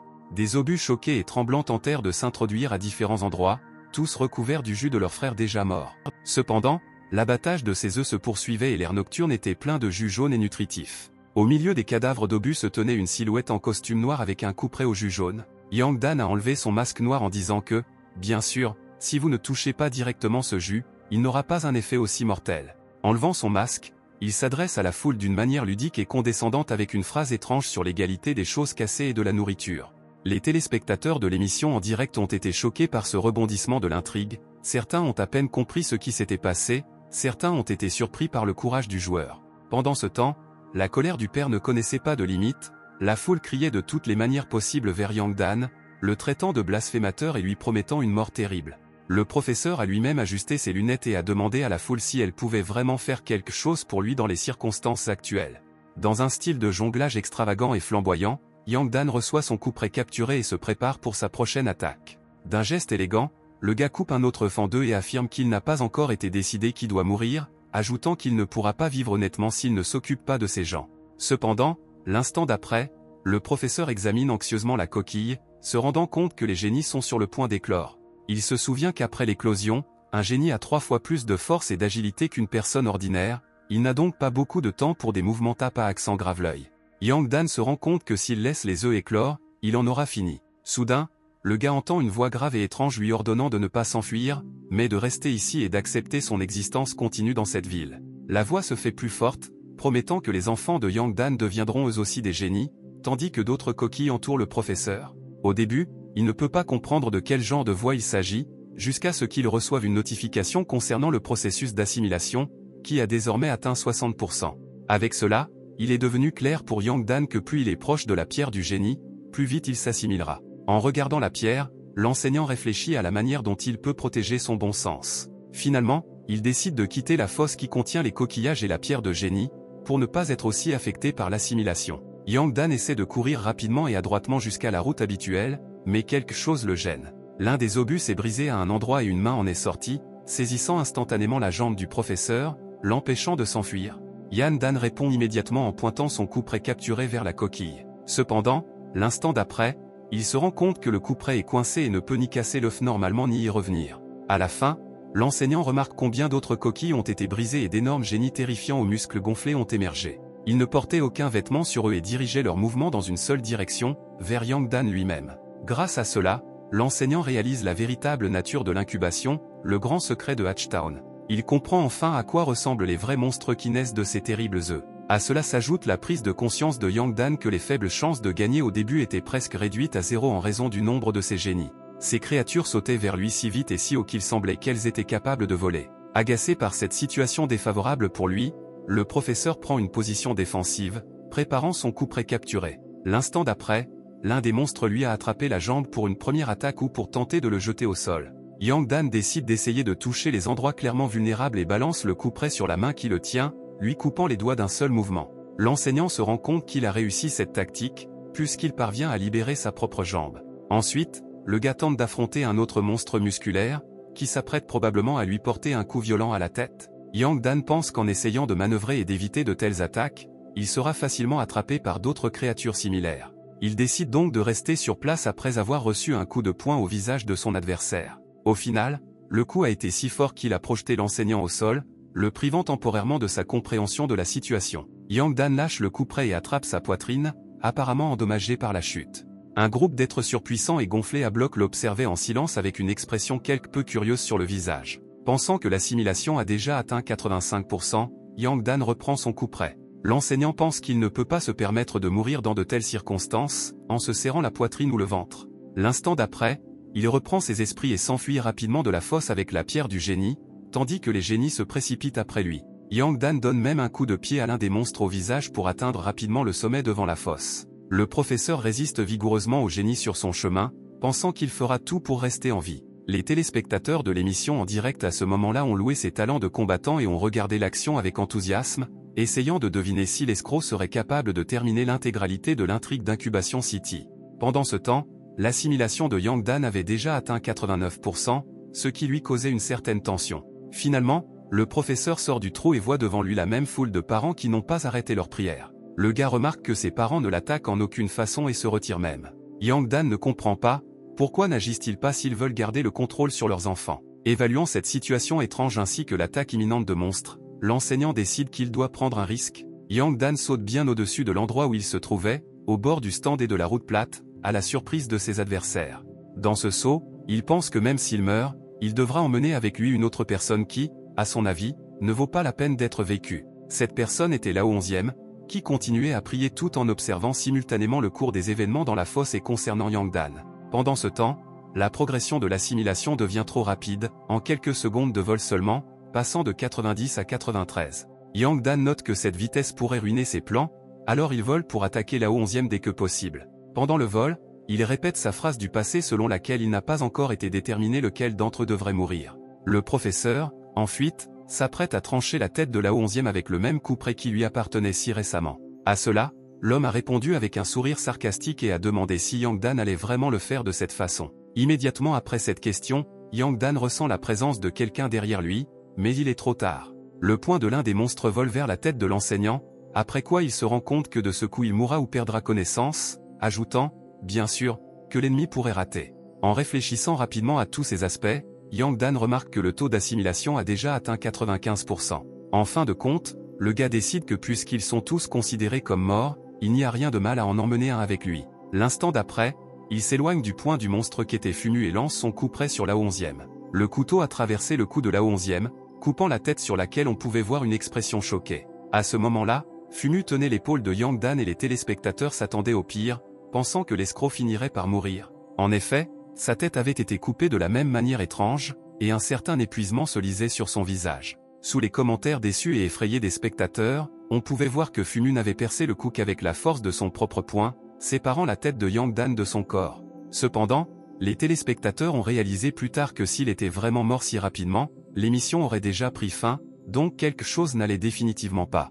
Un avis de recommandation pour la promotion au deuxième niveau pour la théâtralité et le divertissement particulier du jeu a été affiché sur l'aire de jeu. Les acteurs présents sur la place ont été quelque peu désagréablement surpris par le fait qu'un simple débutant recevait des recommandations sans presque aucune expérience. Ils parlaient du fait qu'ils ne comprenaient pas ce qu'il y avait de si spécial chez ce nouveau venu si le système décidait de le marquer de cette façon. L'un des spectateurs a déclaré qu'il avait regardé la rediffusion et remarqué que Yang Dan avait vraiment parlé avant cette attaque. Quelqu'un qui savait lire sur les lèvres a vu que le professeur avait dit qu'il faisait seulement semblant. Le corps du gars s'illumine d'une grande flamme orange, qui aurait dû détruire tout ce qu'il y avait en lui. Les téléspectateurs regardent cela et écrivent des commentaires disant que certains semblent avoir réalisé quel genre d'article Yang Dan a acheté avant d'aller dans la chambre de Tang Shin. Pendant ce temps, le professeur lui-même était dans sa chambre, pensant qu'il fallait laisser le public être excité, tout en restant absolument en sécurité et en bonne santé. Yan Dan, au compliment du public, parle de l'utilisation d'une poupée doublure, qui lui a servi de copie pendant un certain temps. Certains téléspectateurs ont fait valoir qu'une mission aussi brillante devrait figurer au temple de la renommée, et certains ont déclaré que l'escroc avait vraiment trompé tout le monde. Ensuite, le professeur a regardé son coup près et a remarqué qu'il s'agissait de tuer Lao 11e. Selon sa nouvelle description, il s'appelait désormais le couteau de l'harmonie familiale et avait des performances accrues et améliorées. Après cette scène, Yang Dan a résumé ses connaissances, déclarant que l'enfant est entièrement sous le contrôle des parents et que si les parents meurent, les enfants deviendront libres. Même si les parents contrôlent leurs enfants, les détruire n'est pas une tâche particulièrement difficile. L'enfant, tout en gagnant en force et en dextérité, perd son intelligence et ne présente donc pas non plus de grands dangers. Cependant, la combinaison d'un enfant et d'un père est extrêmement difficile à détruire, et Yang Dan doit par tous les moyens éviter de telles interactions possibles. Cependant, si l'on commence par les parents, il est également peu probable que cela fonctionne selon l'opinion de l'enseignant. Le gars cache son couperet de trophée amélioré dans sa poche, consacrant du temps à ses propres pensées. Il pense à ce qu'est une bagarre propre avec son père et à quel point c'est dangereux. En fin de compte, Yang Dan décide qu'aujourd'hui il trouvera la réponse à cette question et mettra fin à l'histoire d'Incubation City telle qu'elle est aujourd'hui. Le professeur monte rapidement les escaliers, pensant qu'avant la nuit, il doit trouver un endroit où se cacher. Finalement, Yang Dan décide que le sous-sol de l'hôtel est une option assez décente pour un abri et s'y rend. Derrière la porte du sous-sol, il y a l'obscurité totale, donc les conditions n'y sont certainement pas très accueillantes, mais c'est pour le mieux, car ils ne le chercheront pas ici. Alors le gars descend prudemment les vieux escaliers, surveillant chacun de ses mouvements autour de lui. Soudain, dans ce sous-sol, il remarque quelque chose d'étrange qui attire instantanément son attention. Yang Dan remarque qu'une étrange fumée grise et épaisse sort de derrière une porte sombre non loin de lui. Soudain cette porte s'effondre, soulevant de gros nuages de poussière et faisant un grand bruit. Se couvrant le visage d'éventuels gaz nocifs et de simple poussière, l'enseignant passe à autre chose. Il remarque qu'il y avait un passage près des escaliers, d'où cette porte est tombée, alors il décide qu'il doit y avoir une sorte de pièce là-bas. Yang Dan comprend que dans ce passage au sous-sol, il y avait un petit passage vers une pièce secrète et je considère qu'il est nécessaire de découvrir ce qu'il contient. Le passage n'était pas très haut, le professeur dut donc grimper à genoux dans cette pièce secrète pour en savoir plus. Le gars voit une petite lampe au plafond et l'allume, regardant autour de la pièce, il voit qu'il n'y a pas beaucoup de ville ici, mais tout a l'air sûr. Lorsque la lumière est allumée et que Yang Dan peut regarder la pièce de plus près, il voit un mur avec de nombreux dessins, au milieu desquels est écrite la maison de Sufom. Le professeur pense qu'il s'agit de la cachette secrète de Fuma et décide de regarder l'un des dessins posés sur le sol. Une image symbolique primitive d'une personne y était dessinée, la feuille de papier elle-même était déchirée en deux et reliée par de petites plaques. Yang Dan feuillette le dessin et voit l'entrée du journal de Fom du 1er juin 2115 sur la façon dont ses parents ont déchiré le dessin de Fom. Les parents se sont ensuite excusés pour cela, mais considéraient toujours que dessiner était une chose stupide, ce qui ne vaut pas la peine de perdre du temps si l'on veut réaliser quelque chose. Après avoir lu cette entrée, Yang Dan regarde le mur rempli de dessins et décide de vérifier s'ils contiennent les mêmes entrées du journal de 11e Fom. Dans les entrées suivantes, vous pouvez voir à quel point le gars voulait dessiner et à quel point il a été puni pour être accro à ce que ses parents considéraient comme une activité stupide. On peut également voir l'énorme déception de Fuma envers ses propres parents après des années d'abus, de contrôle, d'attente et de violence inatteignables. L'un des derniers dessins a particulièrement attiré l'attention de Dan et l'a rendu quelque peu méfiant. La feuille de papier était entièrement recouverte de lignes noires et d'un côté elle était complètement déchirée. Ce dessin contenait une note simple et tragique dans sa simplicité selon laquelle Fumu semble et décide de devenir ce que ses parents veulent qu'il soit. Yang Dan arrive à la conclusion que Fumu était dans cette cachette pendant 7 ans, depuis 2115 jusqu'à maintenant. Cependant, l'enseignant constate qu'il manque un fragment à la feuille et cela l'inquiète beaucoup, car certaines informations pourraient s'y trouver. Soudain, Yang Dan se sent un peu étrange et méfiant dans cette triste pièce. Il se retourne pour vérifier ses soupçons selon lesquels quelqu'un aurait pu le remarquer ici. Le professeur avait raison, le propriétaire de cette pièce, 11e Fumu, se tenait juste en face de lui. Yang Dan se demande d'où Fumu pourrait venir d'ici si les parents qui le contrôlent sont déjà morts. En observant le gars, le professeur se souvient que son indicateur d'agilité est 3 fois inférieur à celui de Fuma. Yang Dan arrive à la conclusion qu'à la suite d'une collision avec un tel adversaire, il est peu probable qu'il puisse gagner. C'est pourquoi, en regardant le gars rapprocher sa main de lui, le professeur matérialise instantanément son coup près. Alors que 11e Fumu s'approche, Yang Dan brandit son arme sur le gars, avec l'intention de lui couper le bras si nécessaire. Cependant, après quelques secondes et des mouvements étonnants, l'adversaire du professeur se tord la main avec le coup près, se protégeant ainsi de toute menace de sa part. 11e Fumu serra fermement la main de Yang Dan pour qu'il ne puisse plus la bouger. Sur ce, le professeur dématérialise son coup près au cas où, notant le niveau de pouvoir incroyablement dangereux de Fuma sur lui-même.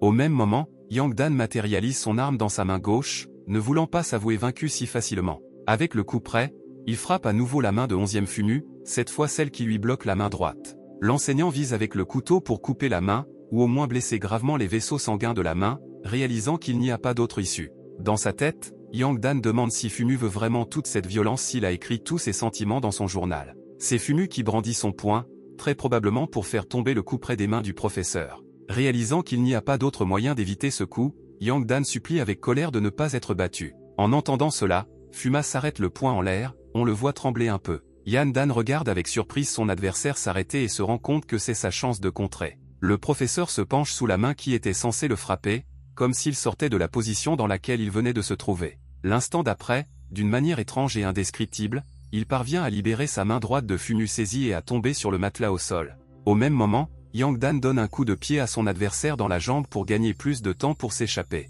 Le visage de 11e Femme montre de la tension et une certaine déception, et le jeune homme émet un certain déclic. Avec cela, l'enseignant essaie de sortir de cette pièce et de s'éloigner de Fuma le plus loin possible, pour finalement trouver un endroit plus sûr. Cependant, Fumu poursuit à nouveau Yang Dan et veut l'empêcher de s'échapper. Une fois de plus, le gars prend la main du professeur et la serre fermement, l'empêchant de bouger. Yang Dan tente de crier à son rival, affirmant qu'il sait que Fumu ne voulait pas le poursuivre et le tuer. Une alerte dans le jeu indique que l'esprit de Fum est normal, ce qui amène l'enseignant à se demander si le gars est toujours sous contrôle. Ses parents sont morts, ils ne peuvent donc pas lui donner d'ordre, cependant, peut-être en raison de sa faible intelligence, Fumu continue simplement d'obéir aux ordres qu'il a entendus auparavant.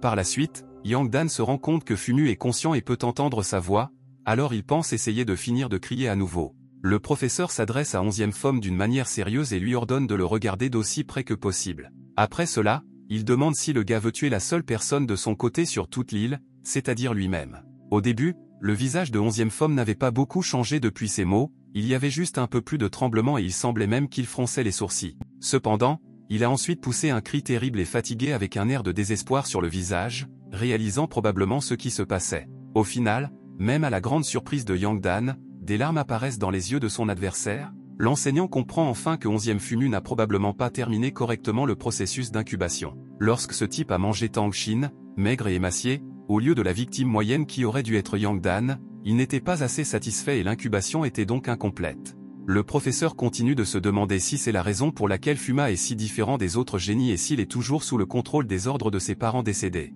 Épuisé et tremblant, 11e Fumu lâche finalement la main de son ancien rival, lui tenant la tête de l'autre main et retenant à peine ses larmes. Finalement, il tombe à genoux, épuisé, incapable de garder son équilibre avec les mains au sol. L'instant suivant, il lève à nouveau les mains sur la tête et crie, suppliant Yang Dan de le tuer. Le visage mouillé de larmes et un désespoir incroyable dans la voix, 11e Fumu réitère sa demande au professeur. Yang Dan réfléchit à cette demande, pensant que s'il pouvait être sûr que Fumu était toujours une marionnette commandée par ses parents, il le tuerait facilement. Paniqué, effrayé et désespéré, Fuma continue ses supplications et saisit la main du professeur, mais cette fois d'une manière légèrement différente. Le gars exprime sa gratitude au destin pour avoir rencontré un professeur dans sa vie et pour le fait qu'il est désormais conscient de tout ce qui se passe encore autour de lui. Cependant, il ajoute ensuite que 11e Fuma n'est plus lui-même et demande donc à être tué tant qu'il est encore capable de se préserver. Le gars lève la main de Yang Dan avec un coup près sur sa propre gorge et demande la possibilité de mourir tout seul. Une fois de plus, 11e Fumu lance divers appels, essayant de le convaincre de le tuer ici maintenant. Et chaque appel résonne avec un désespoir, une peur et des rivières de larmes brûlantes sur le visage. À tout cela, Yang Dan lui pose une question simple, s'il a peur de mourir. Les dents serrées de douleur, 11e Fumu répond avec approbation qu'il a peur de mourir, peur de cesser d'exister en tant que personne. Mais une seconde plus tard, il ajoute que, malgré cela, la vie qu'il mène désormais est bien plus terrible pour lui. Et après cela, le gars lâche la main de Yang Dan avec le coup près et demande au professeur de le sauver de cette foutue vie. En entendant tout cela, le professeur accepte de tuer 11e Femme et brandit un coup près, lui souhaitant la paix éternelle. La seconde suivante, Yang Dan arrête le mouvement de son arme, la plaçant directement au-dessus de la tête de son ancien adversaire. Le gars continue de pleurer, mais maintenant les yeux fermés et tremblant de peur et d'anticipation de la mort. Yang Dan prononce ces mots d'adieu et proclame que 11e Fumu dormira paisiblement. Le professeur utilise son talent et raconte un rêve dans lequel sa famille vit en harmonie, dans lequel ses parents l'aiment et sont fiers de lui. Le système définit cela comme un mensonge pour le plus grand bien et la mission de salut et reconnaît l'utilisation du talent comme valable. L'alerte de jeu parle du résultat dans lequel 11e Fumu dormira pour toujours et recevra l'amour qu'il mérite. Et avec cela, sans aucun coup, le corps du gars perd son équilibre et tombe au sol, recouvert de divers oreillers et matelas. En même temps, ses larmes se répandent dans sa chambre comme de la rosée. Yang Dan réitère sa demande d'un sommeil paisible, promettant que personne n'osera le perturber. Après avoir souhaité bonne nuit, le professeur couvre avec sa main les yeux déjà morts du malheureux. Il y avait environ 15 000 téléspectateurs à l'émission et beaucoup ont écrit qu'ils n'avaient jamais ressenti autant de sympathie pour les autres monstres que pour ce Fome. Beaucoup ont considéré que c'était la fin de l'histoire, assez inattendue, et ont lancé un débat sur l'humanité et sur le fait que parfois les monstres sont plus humains que les gens eux-mêmes. Soudain, Yang Dan remarque un petit morceau de papier près du corps de 11e Fome, ce qui attire grandement son attention. Le professeur voulait juste vérifier s'il s'agissait d'une autre entrée de journal qu'il n'avait pas encore vue. Cependant, dès qu'il a pris le morceau de papier dans ses mains, une notification de jeu est apparue indiquant que le secret de ce Fome avait été révélé. Presque instantanément, le nombre de spectateurs est passé à près de 18 000, tout le monde a été surpris par l'apparition de cet étrange morceau de papier sur lequel étaient écrites d'étranges phrases inachevées. Beaucoup ont dit qu'ils avaient vu cet objet pour la première fois et ne comprenaient pas où une telle chose aurait pu apparaître dans 11e FUMU. Certains ont fait valoir qu'il devait y avoir des conditions spécifiques pour que ce morceau de papier apparaisse, car auparavant les joueurs tuaient Fuma et n'avaient rien reçu de tel. Pendant ce temps, Yang Dan se frotta les yeux et pensa retourner cette note, se souvenant des notes précédentes. Et c'est à ce moment qu'il commence à voir le tableau dans son ensemble, comprenant l'essence de tous ces nombreux dessins et notes de ce FOM. Désormais, tous ou presque tous les événements de la cité incubatrice étaient soumis aux principes et aux ordres déterminés par Yang Dan. En contemplant le corps de FOM, l'enseignant a compris l'essence de l'intrigue et la différence entre FOM lui-même et les autres enfants de cette ville. Et à ce moment, Yang Dan éteint la lumière dans cette pièce et dit au revoir au gars, lui souhaitant à nouveau de beaux rêves. Il retourne ensuite à la fosse aux pierres géniales, qui était encore entourée d'eux et de parents, dont certains continuaient à prier. L'institutrice, avec une posture un peu hautaine, voire arrogante, salue les nombreux parents de cette foule. L'instant suivant, Yang Dan disperse plusieurs de ses proches, les balayant avec son propre coup précapturé. La foule en colère crie toutes sortes de menaces à l'encontre du professeur, souhaitant sa mort et affirmant que cette fois il ne pourra pas s'échapper. Yang Dan dit aux gens autour de lui de ne pas être trop nerveux, affirmant qu'il n'est venu que pour une chose, mais il l'ignore et dit aux enfants d'attaquer. À cela, le professeur demande avec hauteur s'il pense vraiment pouvoir lui faire peur à nouveau avec quelque chose comme ça. De la main, il montre les nombreux œufs de monstres non éclos, qui reposent encore paisiblement dans leurs coquilles. L'instant d'après, avec un visage particulièrement joyeux, à la surprise de ses parents, Yang Dan affirme que, bien sûr, ils peuvent lui faire peur avec ça. Après cela, l'enseignant s'enfuit immédiatement le plus loin possible, accompagné d'ordres aux enfants de l'attraper le plus rapidement possible. Les spectateurs ont regardé les actions de Yang Dan avec inquiétude, ne comprenant pas du tout ce qui se passait et comment le drame de la mort de FOM s'est transformé en une comédie de cette course partout. Le professeur, quant à lui, avait réussi à acquérir un talisman de procession rapide et comptait l'utiliser dans cette situation particulière, étant donné qu'il ne dure que 60 secondes. Au moment où les mains des enfants monstres atteignaient presque son dos, Yang Dan a finalement activé le pouvoir de ce talisman. Instantanément, son indicateur d'agilité a triplé et le professeur a habilement utilisé cette capacité, fuyant le danger. Les spectateurs de l'époque l'ont qualifié de comédie et de cirque, notant également qu'on ne savait pas ce que l'escroc ferait lorsque l'effet du talisman prendrait fin. Yang Dan, bien sûr, a pris en compte cette limitation de temps lorsqu'il a envisagé d'emmener les enfants en dehors d'Incubation City. Il était écrit dans le journal de Tang Xin qu'il avait essayé à plusieurs reprises de sortir et de partir d'ici, mais à chaque fois il revenait. Cela signifie qu'il doit y avoir un secret dans cette ville qui induit les gens en erreur et retient les enfants génies. Pendant ce temps, Yang Dan, bien sûr, continue son marathon et se retrouve confronté à une énorme bifurcation avec de nombreux chemins différents. En courant, l'enseignant ne comprend pas d'où peuvent venir tant de routes différentes, réfléchissant sérieusement à la manière d'atteindre son objectif. L'alerte de jeu l'informe que la durée du talisman expire rapidement et que Yang Dan ne dispose que de 20 secondes. Pensant qu'il doit se dépêcher, le professeur accélère considérablement son déplacement dans l'une des ruelles de Hatchtown. Par la suite, il se retrouve au même carrefour,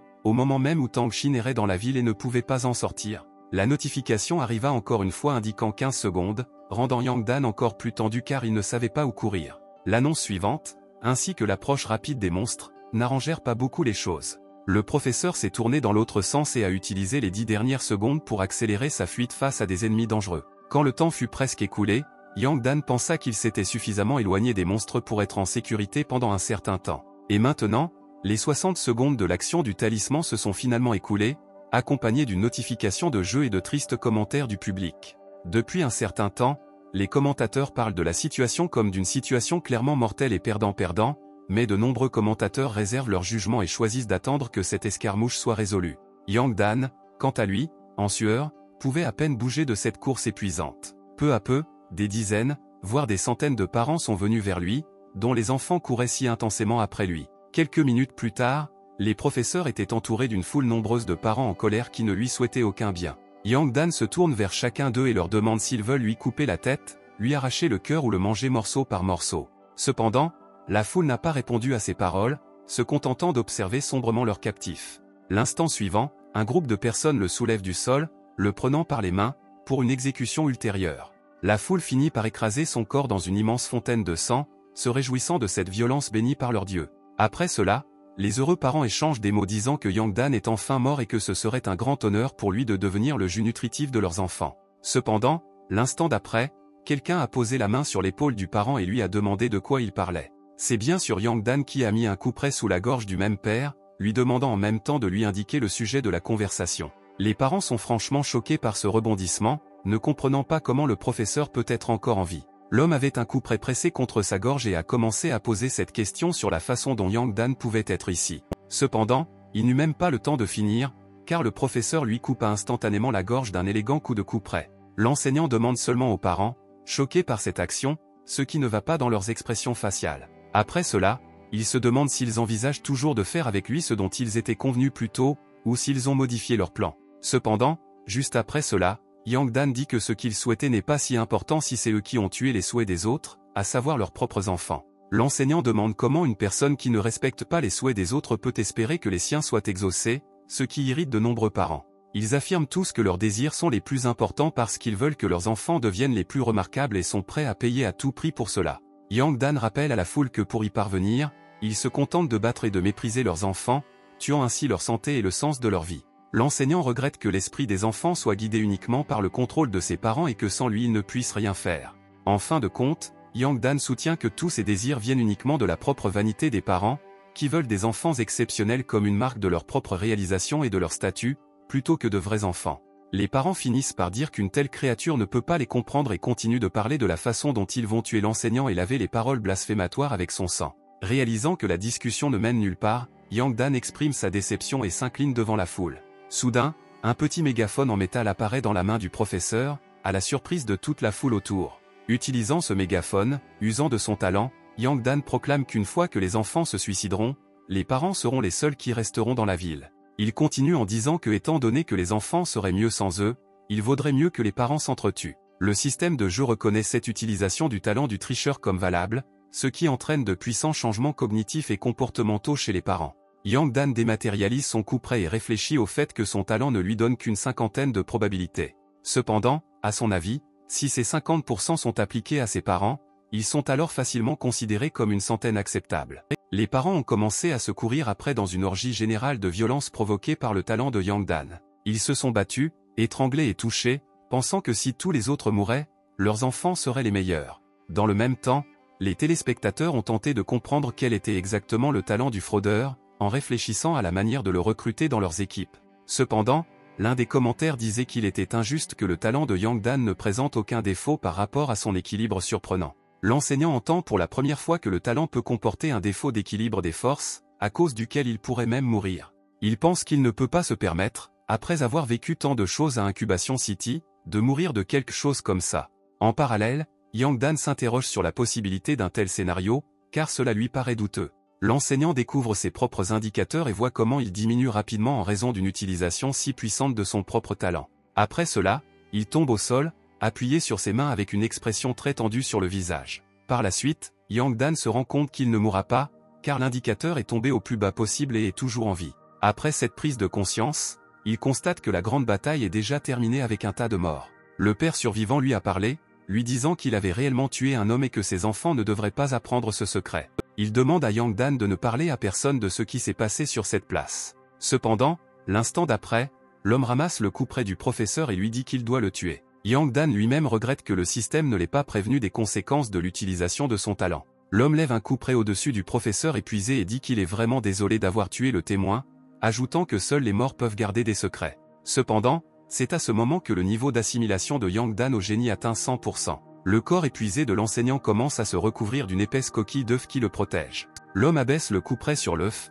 tandis que les téléspectateurs de l'émission sont surpris par une fin aussi inhabituelle, pensant que lorsque Yang Dan éclora, il sera de toute façon tué.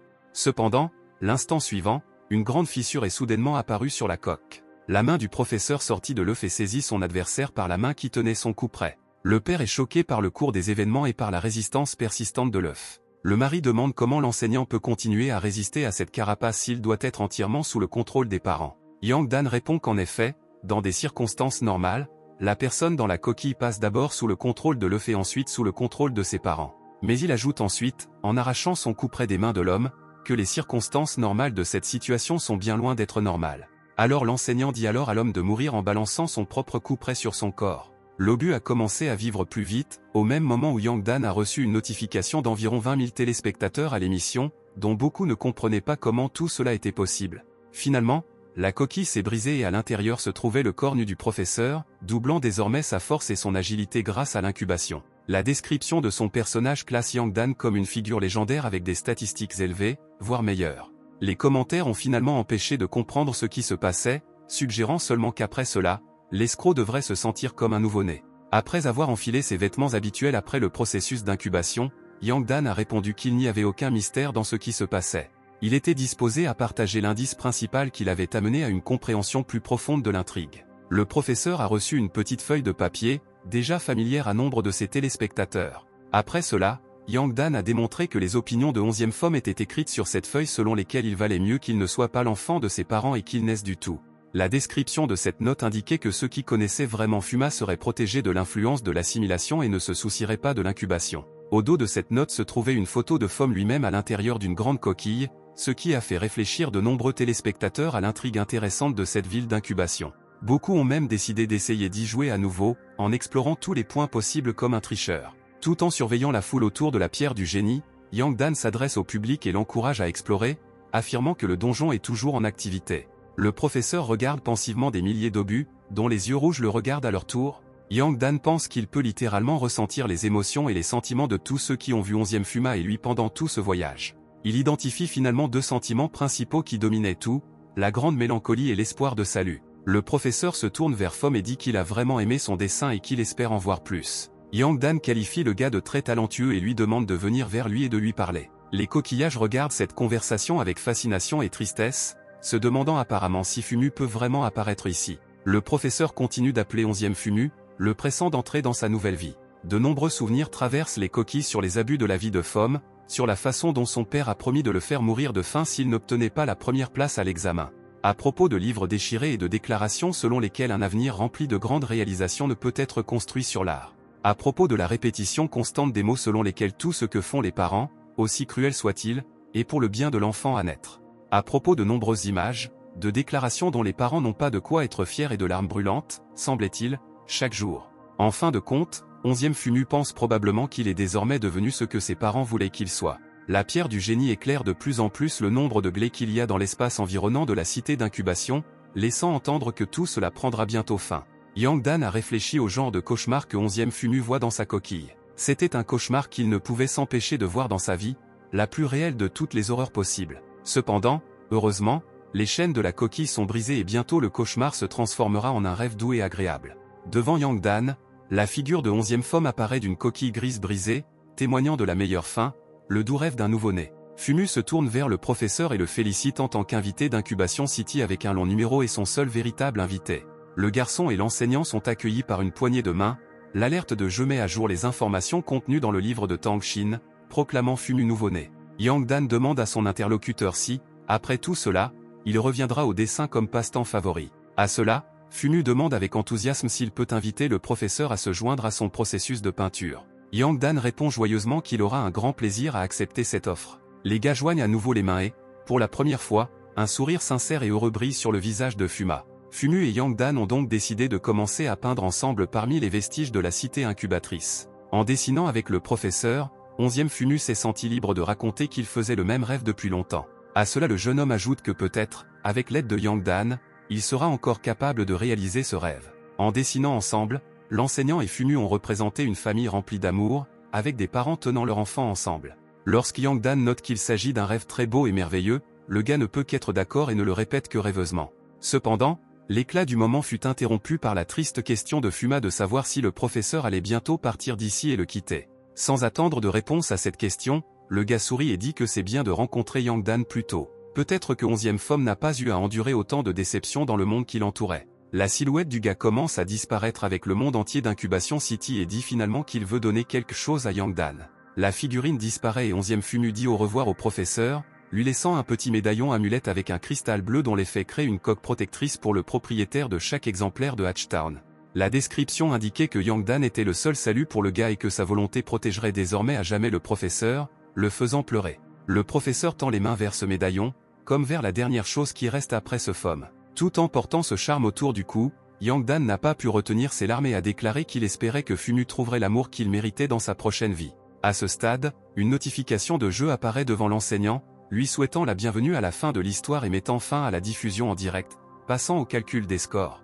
Le nombre total de téléspectateurs était de 43 000, le plus grand nombre de séjours simultanés à l'émission était de 30, dont 96% étaient positifs à propos du passage. Yang Dan a été noté comme le nouveau venu le plus fort au premier niveau et a connu de grands moments dans le second. De plus, le taux d'exploration du donjon était de 97%, les scores d'achèvement et de force étaient les plus élevés. La récompense était de 5000 points, du jus nutritif et le titre de conquérant de l'incubation. Le total de points de Yang Dan dépassait les 17 000, et le jus nutritif pouvait améliorer toutes ses statistiques. Le titre de incubation vanquiché a été décrit comme étant assez rare, affirmant que le professeur avait dépassé les 17 millions de joueurs, et que le titre le rendait également résistant aux changements et aux malédictions. La notification suivante informait Yang Dan que son titre serait disponible pour les autres joueurs d'incubation et qu'il pourrait leur envoyer n'importe quel message. Ayant compris cela, l'enseignant comprend immédiatement quel message il souhaite faire passer aux joueurs. Un message de l'escroc SS Yang Dan a déclaré que la nourriture détruit les gens de l'extérieur et que la vie les dévore de l'intérieur. Ensuite, le système demande au gars s'il souhaite retourner dans le monde réel, ajoutant qu'il peut dépenser ses points pour acheter de nouvelles cellules qui l'aideront à prolonger sa vie. Avec un prix assez élevé de 1000 points pour un jour de vie, Yang Dan décide d'en dépenser 15 000 pour vivre 2 semaines de vie réelle normale. Yang Dan appuie sur le bouton d'échange de points, après quoi le système lui indique combien de points il lui reste et le transfère dans la vie réelle. L'instant d'après, le gars se retrouve dans sa propre chambre, dans laquelle entre une infirmière qui lui dit qu'il n'existe pas de remède contre le cancer du cerveau. Portant une assiette avec de la nourriture, la jeune fille dit que seul un miracle peut aider un patient atteint d'un cancer, ce qui, malheureusement, n'existe pas. En voyant Yang Dan au lit, elle ne l'a pas reconnu comme son patient et a demandé qui était devant elle et s'il était un parent du patient qui était allongé dans ce lit. À cela, le gars se contente de secouer la tête, niant la théorie de l'infirmière. La jeune fille dit qu'elle l'a apparemment confondu avec quelqu'un et dit que ce patient est au stade intermédiaire d'un cancer du cerveau, mais personne n'a pu le retrouver depuis 2 jours. L'infirmière, la voix anxieuse, dit qu'elle ne comprend pas des patients aussi étranges qui pourraient simplement se lever et partir. Elle pense que le patient espère peut-être un miracle, ajoutant qu'elle ne comprend pas comment un pays aussi riche ne fournit pas de médicaments aux malades en phase terminale. Soudain, la jeune fille remarque que Yang Dan la regarde attentivement, sans trop d'émotion sur son visage. Un peu inquiète, l'infirmière demande s'il y a quelque chose sur son visage qui le fait ressembler à ça. Yang Dan répond qu'il pense simplement que le visage de la jeune fille est très beau et qu'il l'admire donc. L'infirmière rougit un peu à ces mots, pensant au côté romantique et au fait que cette patiente n'était pas comme celle qu'elle avait vue auparavant. Soudain, elle décide de demander pourquoi le visage de Yang Dan lui semble si familier. À cela le gars répond qu'il est le même patient qui ne peut être aidé que par miracle. Quelques dizaines de minutes plus tard, Yang Dan était entouré d'une douzaine de médecins qui le qualifiaient de nouvelle merveille du monde, affirmant que, étrangement, ces cellules cancéreuses avaient cessé de se multiplier. De plus, la santé physique globale de l'homme s'est considérablement améliorée, de sorte que de nombreux médecins pensaient qu'ils étaient sur le point de faire de nouvelles découvertes dans la lutte contre le cancer. Certains scientifiques ont même décidé qu'il était nécessaire d'inviter Yang Dan dans leur centre de recherche pour réaliser certains tests. Et à ce moment-là, le type a soudainement disparu, à la grande surprise et déception des éminents médecins présents dans sa chambre. Yang Dan a rapidement quitté la chambre d'hôpital, laissant les médecins dans une recherche chaotique et criant sur la façon dont ils auraient pu le laisser tomber. Le type descendait les grands escaliers en béton en pyjama rayé, tenant son téléphone à la main. Yang Dan ouvre les notifications d'un portail d'information sur les derniers détails concernant le suicide d'un champion exceptionnel il y a 10 ans. Les parents du défunt se rendent à un rassemblement en faveur d'une parentalité saine. Le gars se souvient à quel point ce suicide avait été évoqué. L'enfant, considéré comme un champion, s'est suicidé peu avant les examens d'entrée. Il a écrit des messages à la peinture sur son corps, se qualifiant de 2e place, exprimant sa haine et ses excuses, et s'est finalement pendu. Cet incident a suscité de nombreuses discussions dans la société et de nombreux parents ont réellement changé leur approche de l'éducation de leurs propres enfants. Cependant, certains parents n'ont pas changé du tout, ils ont simplement commencé à surveiller l'enfant aussi attentivement que possible. Yang Dan se souvient du nom du gars, 11e Chine, mais quand il trouve sa photo, il remarque qu'il ressemble exactement à Fumu. Cela permet aux joueurs de comprendre l'essence des différentes copies du jeu et les copies de ce qu'elles sont et comment elles fonctionnent. Par la suite, Yang Dan décide de visiter la tombe de ce champion et se rend au vieux cimetière de la ville. Il emporte avec lui un gros bouquet de pissenlits, dont beaucoup sont déjà devenus blancs et duveteux. En marchant avec ce gros bouquet, Yang Dan cherche la même tombe parmi des centaines et des milliers de monuments identiques. Par la suite, son attention est attirée par un homme adulte en costume noir et une fille d'une dizaine d'années près d'un grand pot de fleurs jaunes. L'homme l'a appelé Xiao Luo et lui a demandé d'aider tous les enfants morts en laissant une fleur sur chaque tombe. Yang Dan était surpris qu'un homme demande à une fille de laisser ses fleurs au lieu de le faire lui-même. Pendant un certain temps, le gars observe les mouvements et les actions de la fille avec une expression surprise sur le visage. Remarquant cela, Xiao Luo l'appela instantanément et lui demanda avec irritation ce qu'il regardait. Yang Dan croisa les mains avec une certaine tension en signe d'excuse et se retourna pour s'éloigner de la jeune fille. Pendant ce temps, Xiao Luo dit à son père que le gars lui semble assez familier, lui demandant s'il pourrait être un escroc. En fin de compte, après un certain temps, Yang Dan parvient à trouver la tombe de 11e Shin, près de laquelle il voit ses parents. En larmes, les deux parents ont demandé pardon, disant qu'ils ne l'appréciaient pas auparavant et qu'ils savaient qu'il était trop tard maintenant, mais lui demandant quand même de leur pardonner. Le père prétend qu'ils lui ont trop fait de mal, il n'espère donc pas de pardon, mais si un tel désir apparaît dans l'âme de 11e Shin, ils le considéreront comme le plus grand bonheur. Après cela, les deux parents affirment qu'ils feront tout leur possible pour que de telles tragédies ne se reproduisent plus. Quelques minutes plus tard, le couple quitte la tombe, se soutenant par des mots et toujours incapable de retenir ses larmes. Yang Dan arrive finalement à la tombe et s'adresse au gars sous le nom de Fom, disant qu'il lui a apporté des fleurs. En déposant un bouquet sur les tombes, le gars exprime l'espoir que dans la prochaine vie le défunt ressemblera à un pissenlit. Yang Dan affirme que l'âme de 11e Fom ou 11e Shin est désormais libérée des cauchemars, comme un pissenlit volant dans le vent. En regardant la tombe, le gars entend une jeune voix masculine qui l'appelle en tant que professeur de Yan. Alors qu'il se retourne, Yang Dan voit la silhouette souriante de 11e Shin devant lui et demande s'il est vraiment lui. Le gars avec la surprise sur le visage dit que l'homme se trompe et qu'il n'est pas 11e Shin. Cependant, immédiatement après cela, il admet qu'il ressemble vraiment beaucoup au champion décédé. Et c'est pourquoi, lorsqu'il vient ici avec ses parents pour nettoyer les tombes de ses ancêtres, les parents de 11e Shin ont très peur de lui. Deux des parents de ce type se présentent également devant Yang Dan, dont l'apparence le surprend et l'effraie un peu. Pour lui, il ressemble aux parents modifiés de 11e Fumu avec des sourires polis sur leur visage. Cependant, les parents parlent ensuite avec beaucoup d'inquiétude à leur fils, lui laissant le temps de parler et lui laissant une bouteille d'eau. Yang Dan essaie de comprendre pourquoi les trois membres de cette famille sont si similaires à la famille de 11e Fumu et ne leur ressemblent pas en même temps. Soudain, il aperçoit un type qui lui tend une bouteille d'eau en souriant, sans vraiment comprendre à quoi elle sert. Yang Dan refuse poliment, disant qu'il a juste besoin de laisser des fleurs à un ami, mais il partira. Cependant, le gars insiste, disant que lui et ses parents ont accidentellement acheté une bouteille d'eau supplémentaire. À cela, il ajoute avec un visage souriant que si Yang Dan ne peut pas le prendre, il peut l'échanger. Yang Dan accepte de troquer et demande ce que veut le gars, ce à quoi il répond qu'il veut un pissenlit. Il pense que ces fleurs sont très belles et intéressantes sous leurs deux formes différentes, jaune et blanche. Yang Dan regarde le bouquet, également divisé en pissenlits jaune et blanc, pensant à quelque chose. Après cela, il tend le bouquet au jeune homme, lui disant brièvement qu'il s'agit du dernier bouquet et lui faisant tout aussi brièvement ses adieux. Le gars est très heureux de cet échange et remercie pour les fleurs, tandis que Yang Dan affirme presque indifféremment qu'il n'y a rien à remercier et lui dit au revoir. En ouvrant la bouteille d'eau, il pensa que tout ce qu'il avait vu, l'amour et les soins parentaux, la confiance personnelle, ressemblait au rêve de 11e Fumu. Yang Dan tâte le terrain et continue de réfléchir à cette situation avec l'étrange rencontre dans le vieux cimetière. En voyant quelqu'un qui ressemblait tellement à Fuma, il arrive à la conclusion que maintenant l'âme de cet homme est véritablement libérée. Et avec cette compréhension, l'illusion de bons parents dans le rêve de 11e Femme a été détruite et son souhait s'est exaucé. Dans son univers, il ne restait qu'un bouquet de pissenlits, dont la moitié était encore en fleurs jaunes, et l'autre était déjà prête à s'envoler dans le monde. Ainsi, 11e Fumu respire l'arôme de ces belles fleurs et dit enfin au revoir au professeur Yang Dan. Avec cela, il souffle des fleurs blanches volant dans le magnifique ciel bleu, comme s'il devenait le seul à avoir de gros nuages blancs. Quelques jours plus tard, Yang Dan se rend compte que sa vie saine commence à prendre fin et qu'il doit revenir. Le système affirme que le joueur a activé avec succès une copie du jeu et l'invité à entrer dans la zone de jeu convenue. Comme Yang Dan l'a accepté, 3 anneaux d'énergie incroyables sont apparus autour de lui, brûlant d'une flamme bleue, comme une magie fantastique. Et ainsi, après quelques secondes, la chambre du gars est redevenue vide, comme avant, ne laissant que le vent souffler sur les rideaux. Yang Dan apparaît sur l'aire de jeu sous une fanfare de notification du système, demandant des applaudissements pour le rascal nouvellement réapparu sur scène.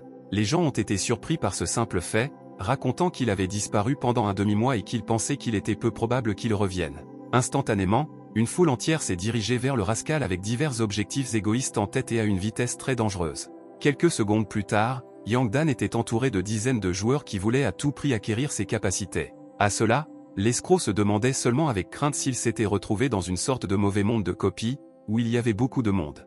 L'instant d'après, Yang Dan sent un petit coup dans le dos puis une main sur ses épaules et pense que quelqu'un envisage de le tuer. Cet homme s'est avéré être le fameux docteur, qui a déclaré qu'il avait enfin trouvé le fraudeur, mais il ne savait pas du tout qui était devant lui. Yang Dan voit que le docteur vise à nouveau son dos et se rend compte qu'il ne peut pas éviter le coup, alors il décide de se défendre. Réalisant qu'il doit attaquer en premier, le fraudeur, par habitude, matérialise son vieux couperet capturé, qui appartenait autrefois au père de 11e femme.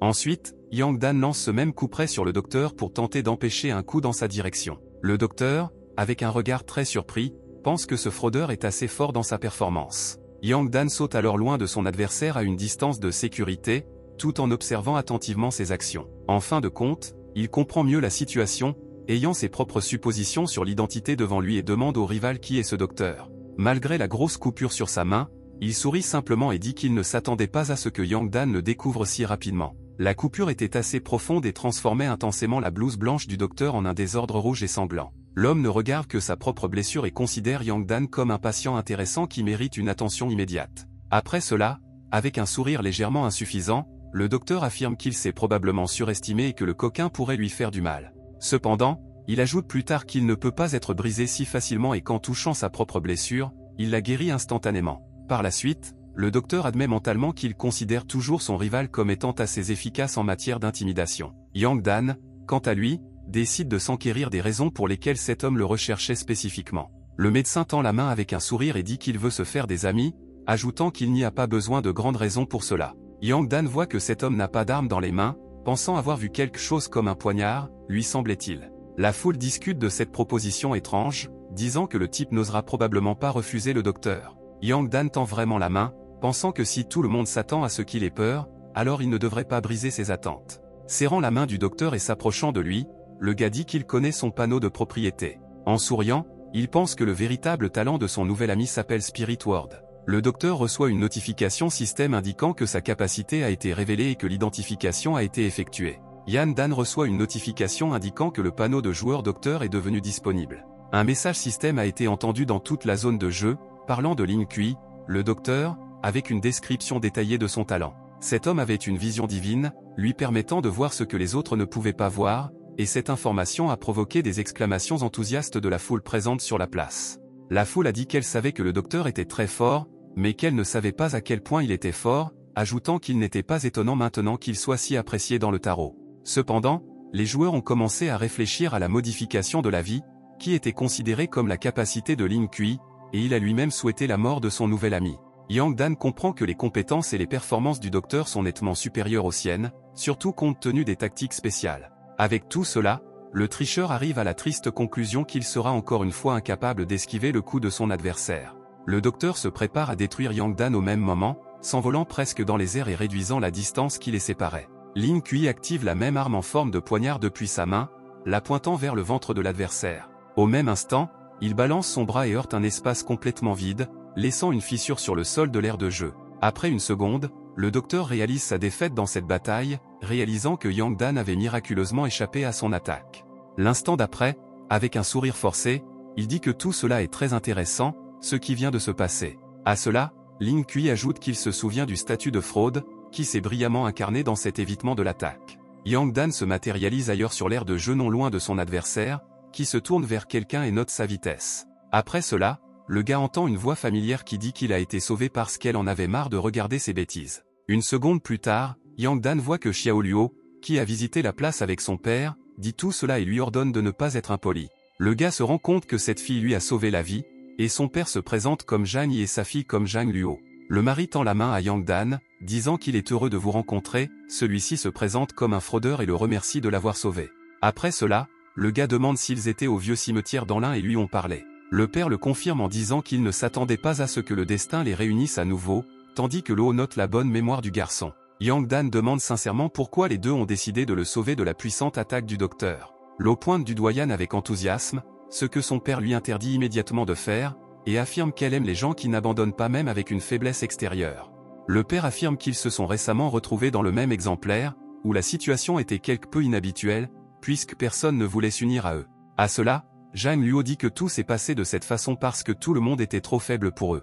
À cela la fille ajoute qu'il suffit d'en parler, sinon elle sera offensée par son père. À tout cela, Yan Dan répond qu'il voulait juste accéder à la nouvelle copie du jeu, demandant à quelle copie ces deux la jouent. En entendant cela, Zhang Ier affirme instantanément qu'il transmettra des informations sur les conditions de sa copie. Il s'agissait d'un jeu à 3 joueurs sur une société dans laquelle la vie de chacun pouvait être surveillée par d'autres et des étiquettes sociales formulées pour lui. Les personnes considérées comme idéales appartiennent à l'élite et la vie des classes inférieures est pleine de reproches et de souffrances, ce qui semble très intéressant à Yang Dan. En entendant l'intérêt pour la voix, Zhang Ier commence à demander si le gars accepte de faire équipe avec lui, mais est interrompu à ce moment-là. Yang Dan affirme que s'ils font équipe dans ce jeu, cela ne lui sera pas bénéfique personnellement.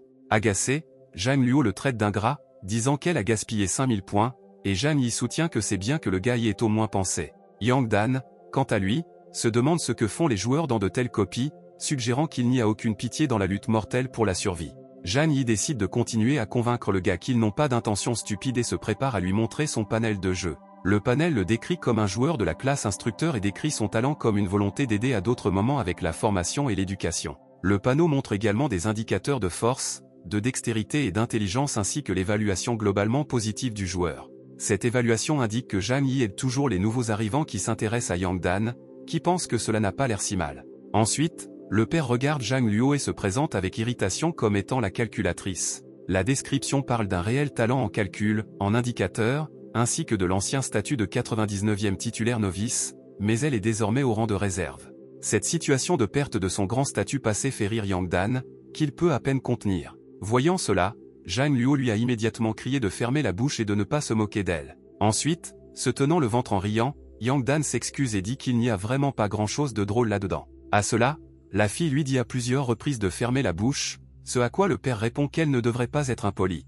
Dans un geste de confiance, Yang Dan montre son propre plateau de jeu, demandant pourquoi il pense que le docteur l'a attaqué. Zhang Luo a mordu bruyamment sa sucette en spirale rose et a commencé à expliquer. Tout cela parce que, selon elle, Yang Dan constitue une grande menace pour le 100e détenteur novice en tant que puissant concurrent. À cela, le gars ne fait que répéter les derniers mots de la fille, incapable de comprendre comment tout cela fonctionne et pourquoi il est déjà en compétition avec quelqu'un.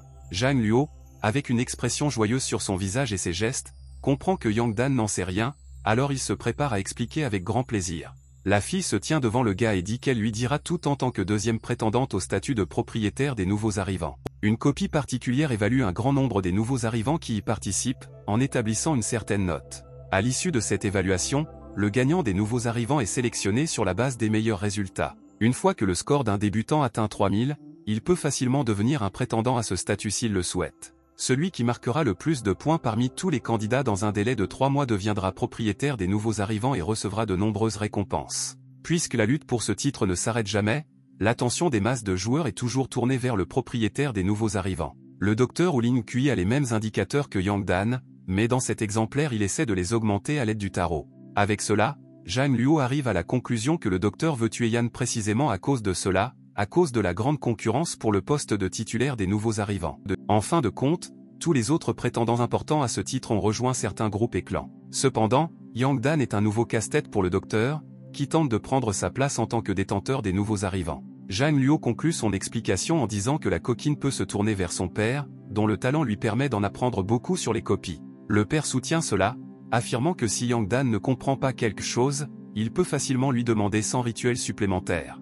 Zhang Yi a touché le front de Rascal, ce qui a fait apparaître une petite lumière bleue, qui semble être pleine de petites taches blanches comme des étoiles.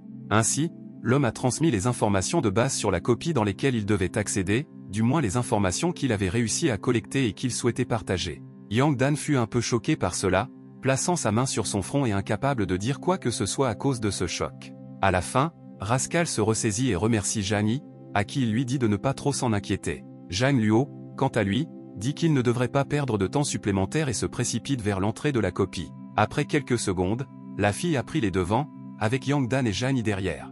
Soudain, l'homme crie au gars, gardant un sourire amical sur son visage. Zhang Yi a affirmé qu'il voulait donner quelque chose à Yang Dan, son visage prenant soudain une expression sérieuse. Il demande à prendre dans ses mains le cristal bleu, dont la description l'appelait l'arme des dévots et parlait de l'effet de permettre aux joueurs de quitter la copie et de retourner dans l'aire de jeu à tout moment. Une description plus détaillée consistait en un texte poétique qui parlait uniquement de la capacité de s'échapper lorsque les larmes d'un traître tombaient sur le joueur, désignant également la source de l'artefact comme inconnu. Zhang Yi dit qu'il donne cet artefact, réalisant que Yang Dan l'utilisera correctement, mais l'homme prétend également qu'il a une autre demande. Le gars dit qu'il est prêt à écouter la demande et l'homme demande au fraudeur de protéger Zhang Luo. Yang Dan répond que ce ne sera pas un problème pour lui et enlève le cristal.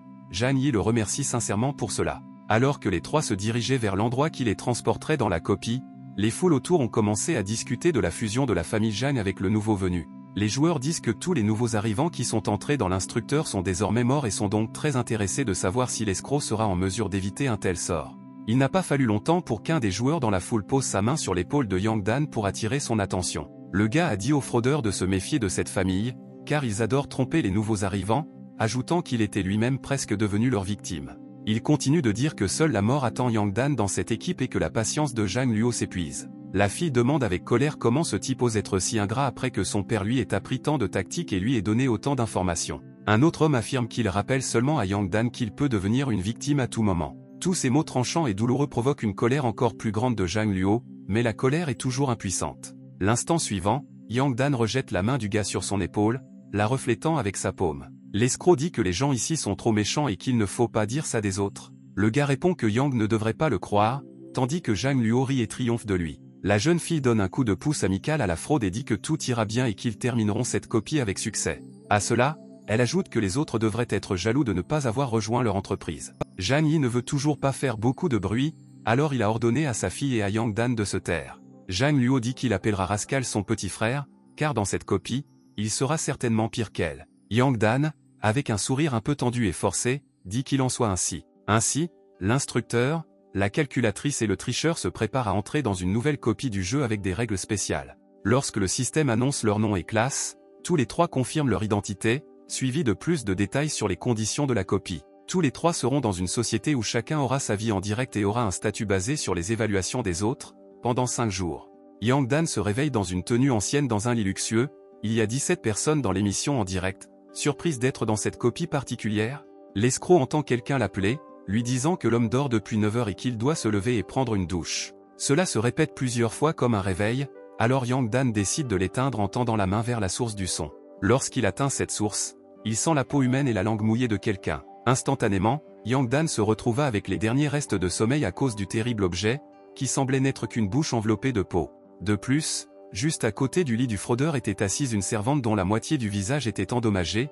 La jeune fille s'adressait à son maître. Elle prétend que depuis que Yang Dan s'est réveillé, laissez-le l'accompagner aux toilettes, ce qu'il accepte. La servante s'incline devant le coquin et son étiquette apparaît au-dessus de sa tête, décrivant la jeune fille comme démodée, cruelle et parmi les meilleures servantes et les plus belles filles. Avec tension, Yang Dan remarque ces étiquettes ainsi que les 67 points, y réfléchissant sérieusement. De plus, il se demande comment une fille au visage abîmé a été reconnue par tant de gens comme l'une des plus belles. La servante se tourne à nouveau vers Yang Dan avec un sourire sur le visage, lui disant de fermer les yeux pour qu'elle puisse se laver le visage. L'escroc était sur le point de le faire, mais le chiffon avec lequel la servante voulait le laver lui causa tout de suite un gros problème. Il s'agissait de la peau d'une personne, retirée du visage, sur laquelle subsistent encore des poils et des traces de sang. Voyant cela, Yang Dan décide de se laver et informe la servante, lui ordonnant de le quitter. Les commentaires, quant à eux, riaient de ce qui était censé se passer avec la réponse de cet arnaqueur, ce qui le rendait franchement méfiant. La servante s'approcha et, avec une expression calme et quelque peu inquiétante sur le visage, dit qu'elle pensait que son maître avait encore besoin d'elle. Yang Dan pensait que la voix de la servante était devenue très étrange, et il ne comprenait pas non plus pourquoi il se comportait davantage comme des partenaires plutôt que comme un maître et un serviteur. L'escroc décide de tenter sa chance et demande avec condescendance à la jeune fille si elle ose douter de ses décisions, lui disant de ne pas le forcer à se répéter. Yang Dan pense qu'elle teste simplement les limites de ce qui est autorisé dans ce jeu, elle ajoute donc que si la servante ne s'y conforme pas, elle saura à quoi s'attendre. Finalement, la femme de ménage se soumet et dit d'un ton un peu tendu qu'elle continuera à travailler, demandant à l'appeler en cas de besoin. À ce stade, la jeune fille quitte la pièce, qui est étroitement surveillée par Yang Dan. Les commentaires du moment affirment qu'ils n'attendent rien de moins de la part du fraudeur, mais quelque chose d'autre attire son attention. Sur le panneau avec les étiquettes appartenant à cette servante, le nombre de points est passé de 67 à 66. Yang Dan se souvient d'une description selon laquelle quiconque suit la vie d'une personne pendant plus d'une demi-heure peut l'évaluer ou l'étiqueter, de sorte que la femme de chambre est évidemment suivie. L'escroc décide de prêter attention à ces points, qui étaient au nombre de 95, ainsi que les étiquettes d'élite, de propriétaire et de créateur idéal.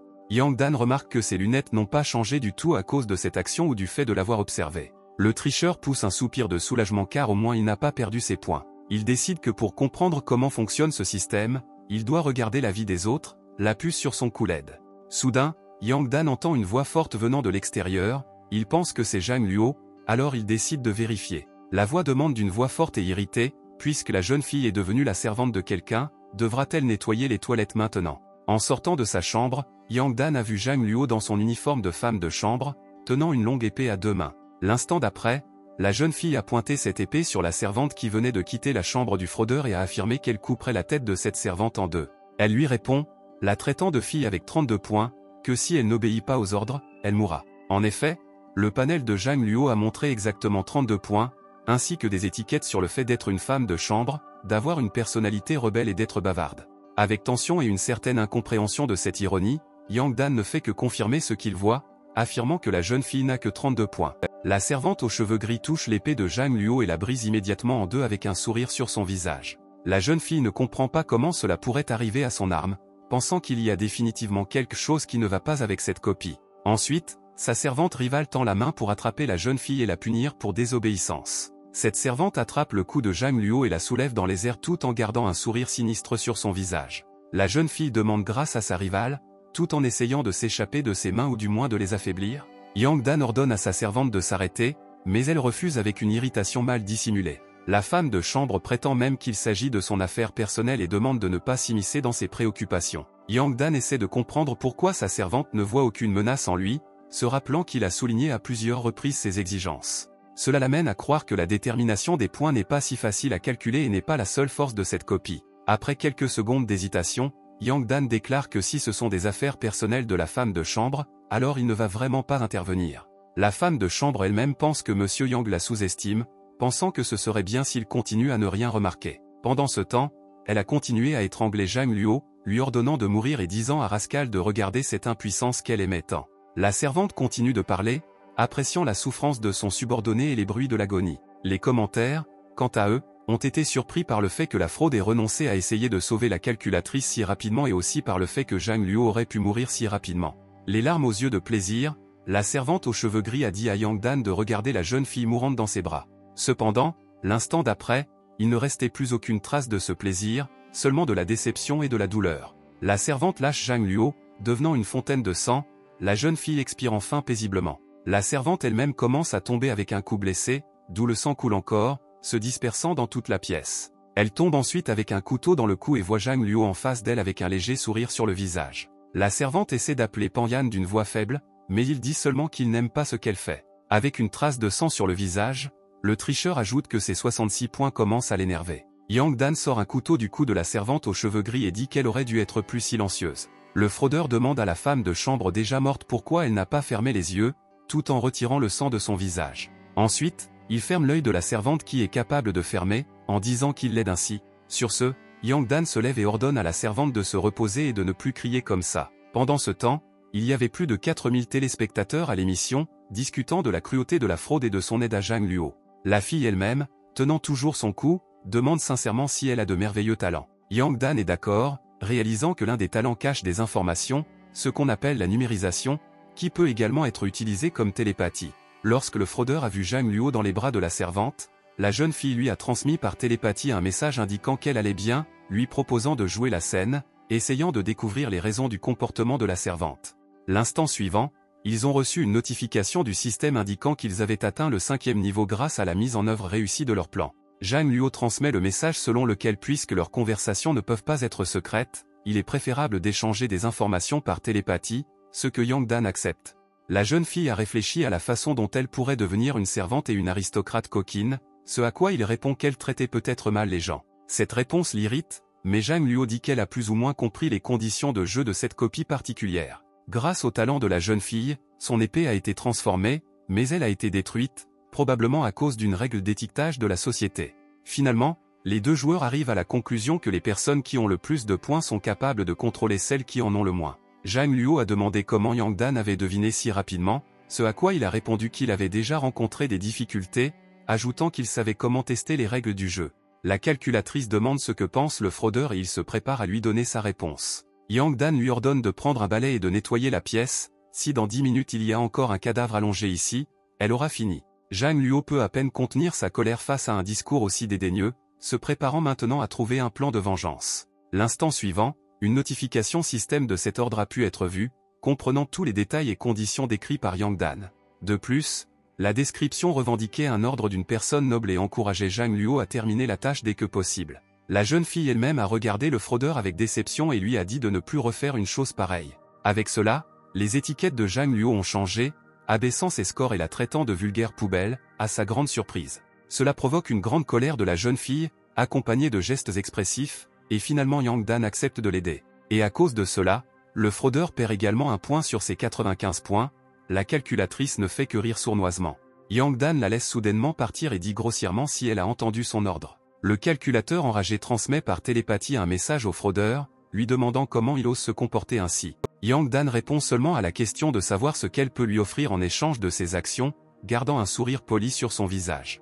L'escroc dit qu'il ne reste plus que 9 minutes à Zhang Luo pour exécuter la commande, sinon elle mourra. La jeune fille en colère réfléchit à qui est ce fraudeur pour permettre que cela lui arrive. Cependant, elle suit toujours l'ordre et prend le cadavre d'une main, notant qu'il est étonnamment léger, il n'y a donc aucun problème pour accomplir la tâche. Yang Dan réfléchit à la raison pour laquelle les règles du jeu sont si strictes, affirmant que les joueurs portent les mêmes étiquettes que les créations à partir d'une copie.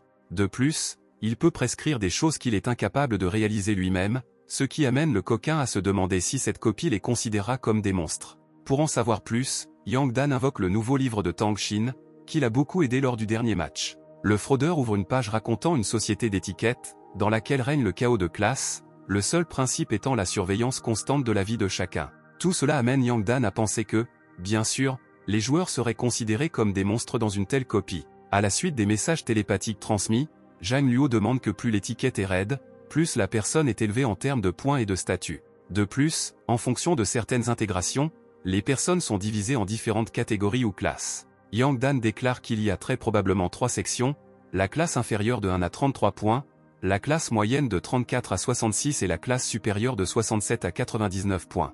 Le fraudeur comprend qu'il ne peut pas contrôler son comportement, mais il a le droit de donner l'ordre d'effectuer certaines tâches spécifiques. Il réfléchit en outre au fait que la servante n'a pas obéi, apparemment parce qu'elle n'avait pas les étiquettes puissantes de Yang Dan, concluant qu'il devrait essayer de changer l'étiquette. Par télépathie, la fraude transmet un message à Zhang Luo, lui demandant si elle a remarqué quelque chose d'étrange dans cette pièce. Parmi ces choses étranges, Yang Dan faisait référence, par exemple, à un véritable crâne humain qui se trouvait sur la table basse comme décoration. Dans le prochain message télépathique, Fraude exprime l'opinion qu'il n'y a peut-être effectivement aucune loi dans cette société. Sur l'une des tables, on pouvait trouver de la peau d'un visage humain avec laquelle la servante avait voulu laver Yang Dan. Soudain, les deux joueurs entendent quelqu'un entrer dans leur maison, se disant de faire attention. De la porte, remplie de rouge ou de masques, ou d'esprits, ou de cellules, résonnait une voix de femme, suppliant de ne pas la laisser mourir.